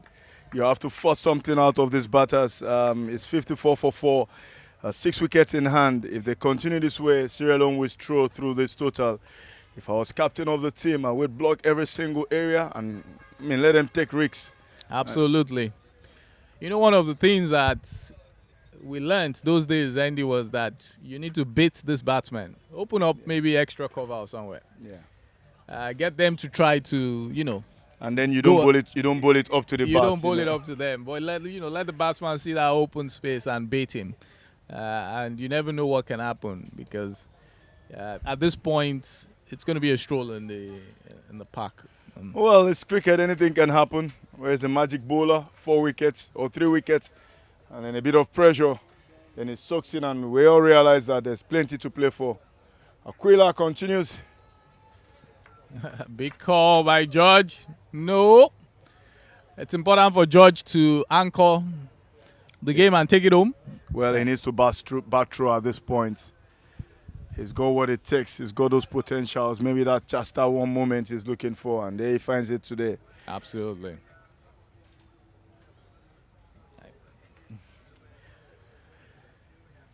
It's a bowling scorecard. As we can see, pick of the bowler. It's been Aquil. First over 5 dot balls. And Nefi coming back from the Court of Appeal end. Where do you prefer bowling from, Andy? Pavilion side or the Court of Appeal end? Well, TBS, for me, it's from the Court of Appeal end. But again, I keep bowling into the wind. And then the batters have that advantage. But that's where I'm more comfortable bowling from. It's a tougher end to bowl from. But I enjoyed bowling from that end. Most bowlers will prefer the pavilion end because you're bowling into the wind and the batters will be hitting against the wind. Absolutely, Andy. That's my preferred end too. Again, the normal direction of the wind at the Tafawa Balewa Square Cricket Oval is somewhere from the pavilion end, cuts diagonally across the pitch to the monument, the Independence Monument. Yeah. And I recall there was a match we played against MCC on this pitch. That game, Sheon, I won't forget that game. I was 12th man for that game. I think we thought we had them. We thought we had them, and I can't recall the batsman's name, but Mohammed. I remember. Yeah, he was an Pakistani. Pakistani, yeah. And I think he got 30-something in that or 20-something in that over and finished the game. Absolutely. He came in, and you know what he did, Andy? He checked the wind. Checked the direction of the wind, and he hit a ton of sixes into just with the wind aiding him. Yeah. And that was a very important lesson for me. Who was that bowler? It was Femi Olaiwole. Femi, if you're listening, please forgive me.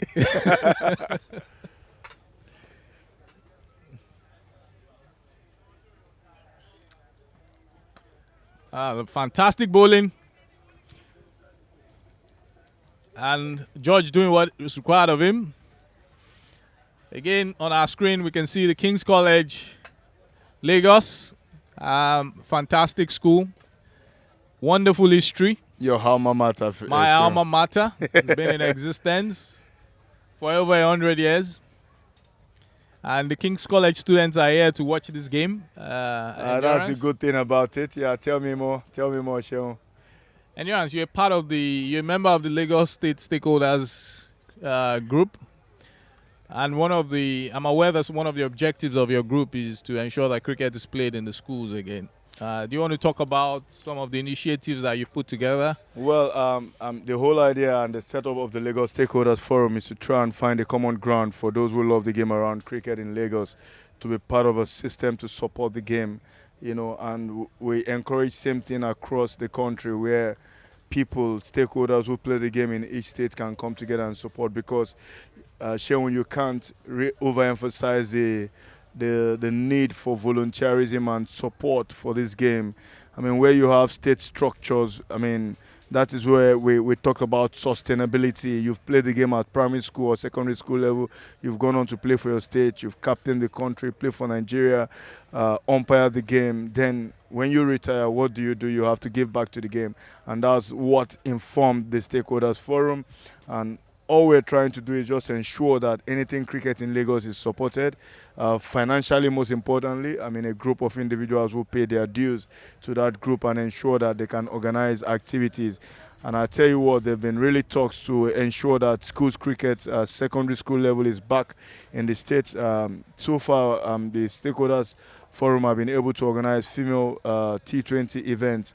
We've had 2 events 2 years running, and certainly one will come again this year, and then hopefully we can have a schools league that will be supported by individuals who love the game, played the game within or knew the game within Lagos State. Everybody's welcome to become a member of that stakeholders group. The whole idea is to just know if you have something to give to cricket, we can do it collectively. Absolutely, Endurance. I think you read my mind. Anybody's welcome. Started the stakeholders group currently is focused on Lagos, but I'm sure if they have the resources required, they would extend their reach to West Africa and the shores of West Africa ending. Certainly. I mean, the whole idea is to be seen as a friends of cricket. You know, run out opportunity, he misses that one. Aquil wants it at the keeper's end. Theodora calling for it. But the big man there misses out on that run out opportunity. It's Sierra Leone strolling home. Again, Sheon, you know, you can't, there's always something to do for cricket. Be it in Lagos, be it anywhere, Edo, Kaduna, any state you call it. The NCF has worked really hard to ensure that that playing opportunity is there for every youngsters that intend to play cricket. And once that platform is created, then there is room for growth. You know, we also have guys like Abinu Kondoti Foundation who are supporting cricket in primary school level in Ogun State. The Ogun State Foundation, you have what's happening in Anambra, the Southeast Forum for cricket. You know, so the whole idea is to ensure that this game stays alive, and there's no other way to do it than to do it collectively. You know, when you look at the MCC, it's a membership club, people pay dues. You look at the history of cricket in the UK, the club structures, the community setup. That's what this is trying to become, you know.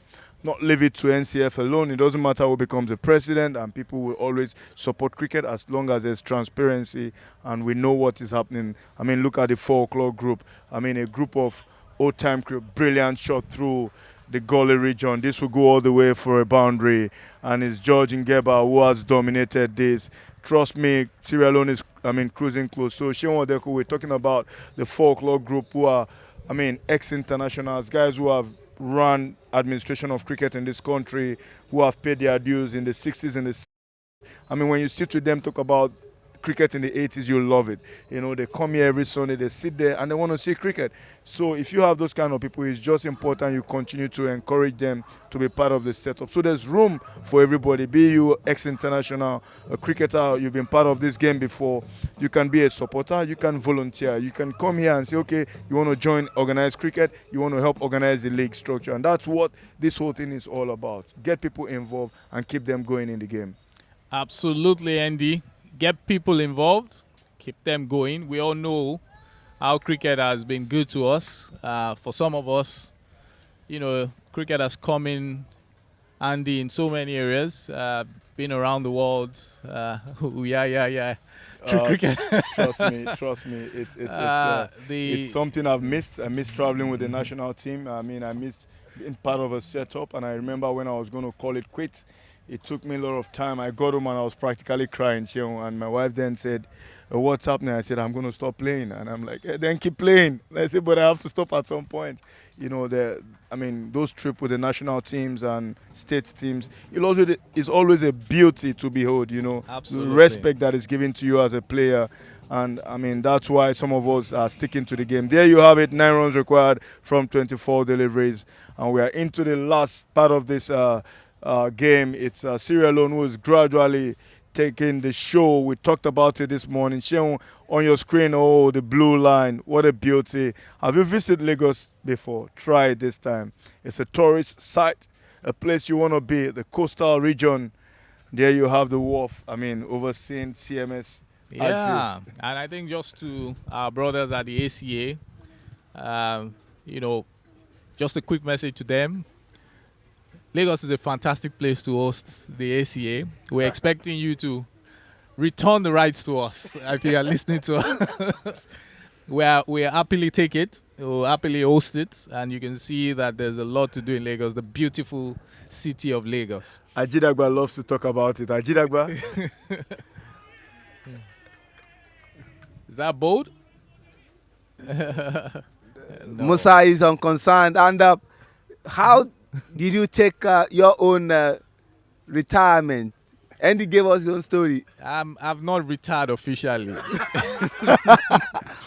So, I was going to say, Shehu, so Coach Tikolo, if you're listening. He's listening. You may just need to give me an opportunity. I'm happy to step away from the selectors position and get back. and get back in there. You know, to be very honest with you, I've not retired in my mind. I think the time when I actually realized that I can't do this anymore was when we went last year with the London Nigerians Cricket Club. That's another fantastic cricket outfit that we don't get to talk about a lot. And we went on tour to Rwanda on a friendly social tour, you know. And even though I'm not a young man, I was one of the youngest in the team with London Nigerians, and the captain made me bowl and field in, you know, those terrible areas. You know, the captain made me bowl a lot of the overs, and then I realized that, man, I don't think I have the physical strength to be able to play at this level anymore. So it was a good reminder. I'm fielding, you know, those. Well, you know, one thing they taught us in human kinetics is the difference between physical fitness and fitness. You are the fitness, but that physical fitness, they say, is the ability for one to do one's work without undue fatigue and still have enough energy for unforeseen contingencies. So the captain of London Nigerian Cricket Club, if you are listening to me now, you didn't try at all. Shola Anya. Shola. You know, ironically, Shola was my junior in KC then, and he still made me go from fine leg to fine leg. So and I think it was a clear indication that, you know, at that point I realized that my body, even if mentally I still want to be in the game, my body is not going to allow me. And again, this is one of the cameramen who's been doing a fantastic job. Ugo Nwanne. If you can hear us, big thumbs up. Yeah. Wonderful job there covering this game for us. Well done. Yeah. If there's anything I want to take from you, Ugo, not only that's your knowledge about handling the camera, but those beards of yours. I tell you what, he loves it when we do the toss. You know, he talks about, hey boy, where are you standing? Make sure you control them. You are the boss. Thank you, Ugo. And of course, again, we are going to sing that song. Remember, Seun, you talked about your expedition in Sierra Leone where you had to fly in and take a ferry. You know that song that they used to sing, Alala Ilolo, Alo, Alala Ilolo, Alo, Alo. Ajidagba, in our time, it wasn't that song, you know. Yeah. There you go again, another cameraman there. He's doing a wonderful job for us. I will not say more. He came to the cricket ground and got something from the cricket ground. He's very well done. And I think, again, talking about... We're always silent about ladies. You know, Agarese beside him, she's been very helpful, making sure that they get all they need and ensuring that the cameramen are on point. She's been fantastic, Agarese. Agarese, we love you. Yeah. Again, I think for me, Andy, you and I have been on several trips together. And see Jamal having fun. I call him Jam Jam, the president of Northern Cosmopolitan Cricket Club. Oh my! You know, it's good to see guys who love what they do. I mean, check out he's there the whole day. He comes early. Trust me, gentlemen. If you're viewing from around the world, this gentleman get to the grounds 3 hours before the game. He loves what he does. Oh my! 5 runs needed from 18 balls. Thank you to our production team they've done a great job. Covered this game. A lot of us are cricketers, and sometimes as cricketers, the hardest part is watching the game itself. Yeah.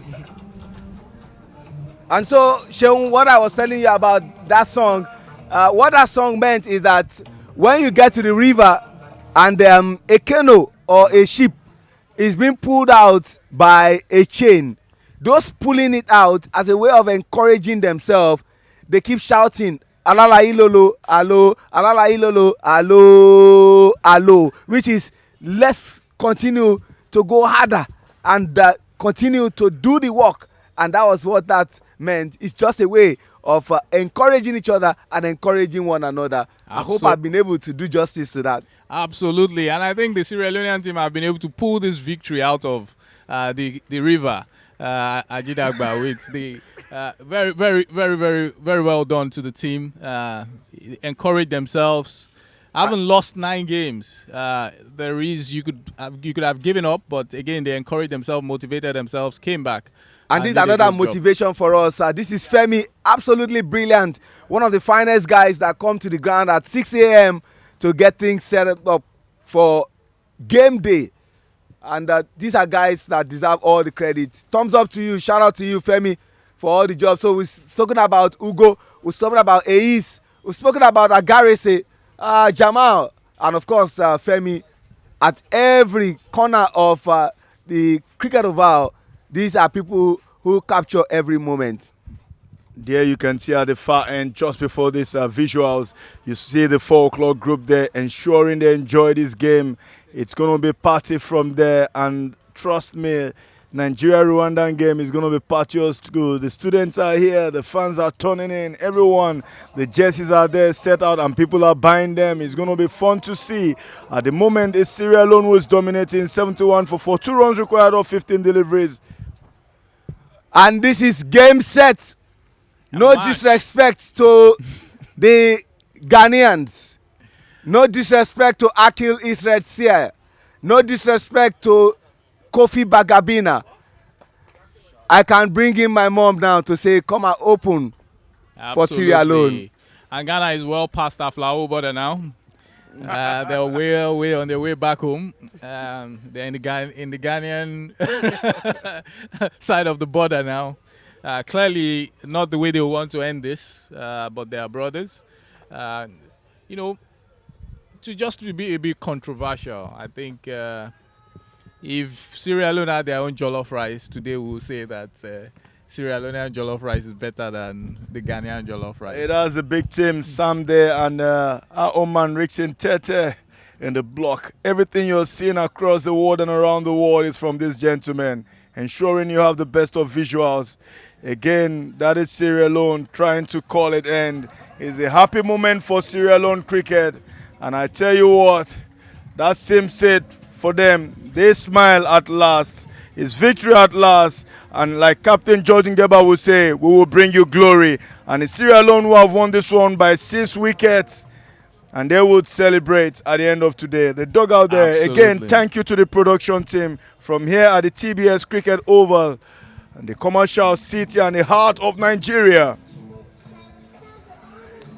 Andy, the Sierra Leoneans, as usual, if the cameraman can zoom in onto them, they never fail to enjoy their victories. That's what you expect. The score summary for you, it's Ghana 72 all out within 18.1 overs, and it's Daniel and Nefi 19 of 19. Rexford Bakum, only 2 players with double figures, 18 of 33. Bakum couldn't find it, and of course bowling figure there, George Cisse did the damage, 3 for 21 in 4.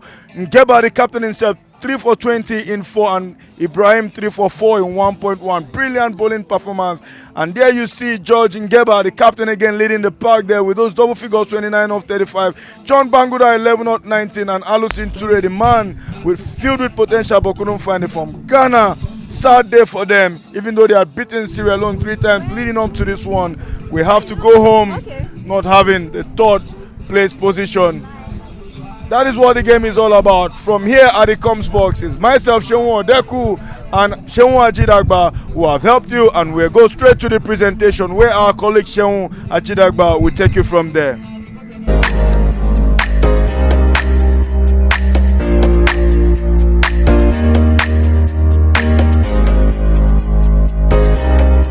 Ashake.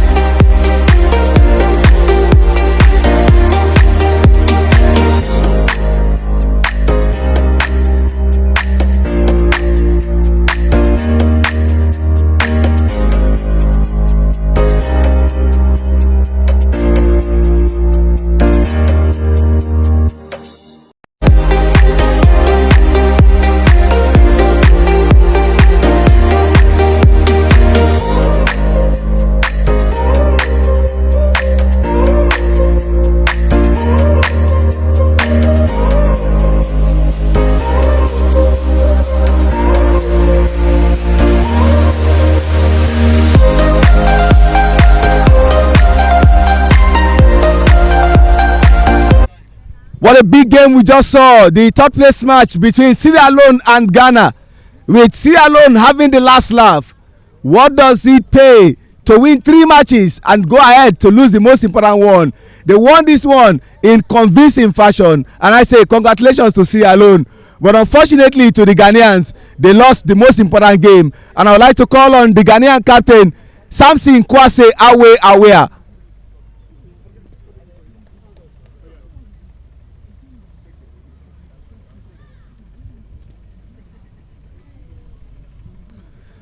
Samson, just one word. Bad day at the office. Disappointing to come up with such a total against Sierra Leone. I thought we really read the situations yesterday with regards to the conditions, and decided to make sure we do better than we did yesterday. But it looks like things never went our way in the office, so it's a bad day for us. You learn to live with it? Yes, sir. All the best. Thank you, sir. The journey has ended for Samson Kwase Awea at this tournament. Talking about the West Africa Trophy, proudly sponsored by Dafabet. But you love to see the smile on the face of the captain of the victorious Sierra Leonean team. He said, "We trust this process." George Edward Ngbeba.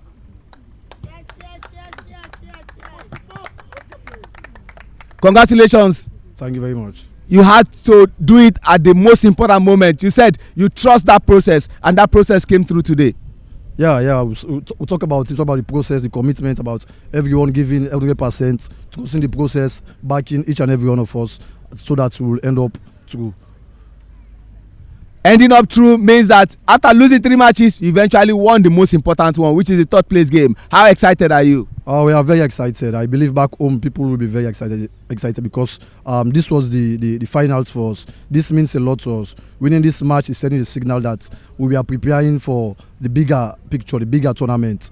Just that we are late to acclimatize to the condition, the food, and also to use to the pitch, because back home we don't have tough pitches, we have concrete pitches. So to play here on this pitch is difficult for us to acclimatize, for us to cope and do well. It was difficult, but thank God we end up on the victorious side today. Congratulations. Thank you very much. You just said thank you very much, George Edward Ngbeba, on a fantastic day where you had people taking 3 wickets. George Sese, Ibrahim Kamara, George Edward Ngbeba. But with the bat, he put up a captain's performance in the first innings, and also put up a captain performance in the second innings. And to help me with this presentation has to be the third umpire for today. What a sheer coincidence. Ibrahim Kabia from Sierra Leone. Do us the honors. George Edward Ngbeba, my player of the match.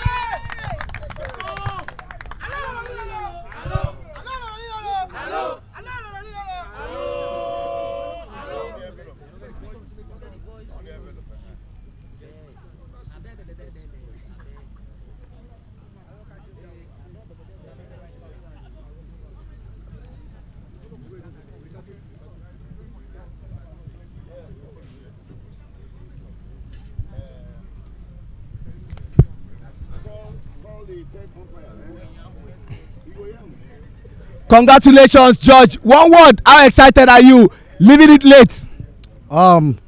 Terrific.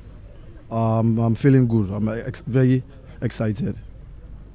Who are you dedicating this to? Well, first of all, I'm dedicating these things to 2 people. I'd like to call on George Sise, who did extremely well during the tournament. It was unfortunate to win this, so I'm giving him this award so that he continued doing it, because he has been taking advice, he has been taking motivation from me, and I believe that he can do more than well than me. So I would like to give him this trophy. George. Okay. All right. As I sign out, Alusin Toure, please join me here as we are going. 1 minute. Hold on. Congratulations for doing this. Alusin Toure, please come as we sign out. Also, I like to give this. We have a birthday celebrant in our team. Yes. Dedicate this to Abbas Blah for him to buy cake.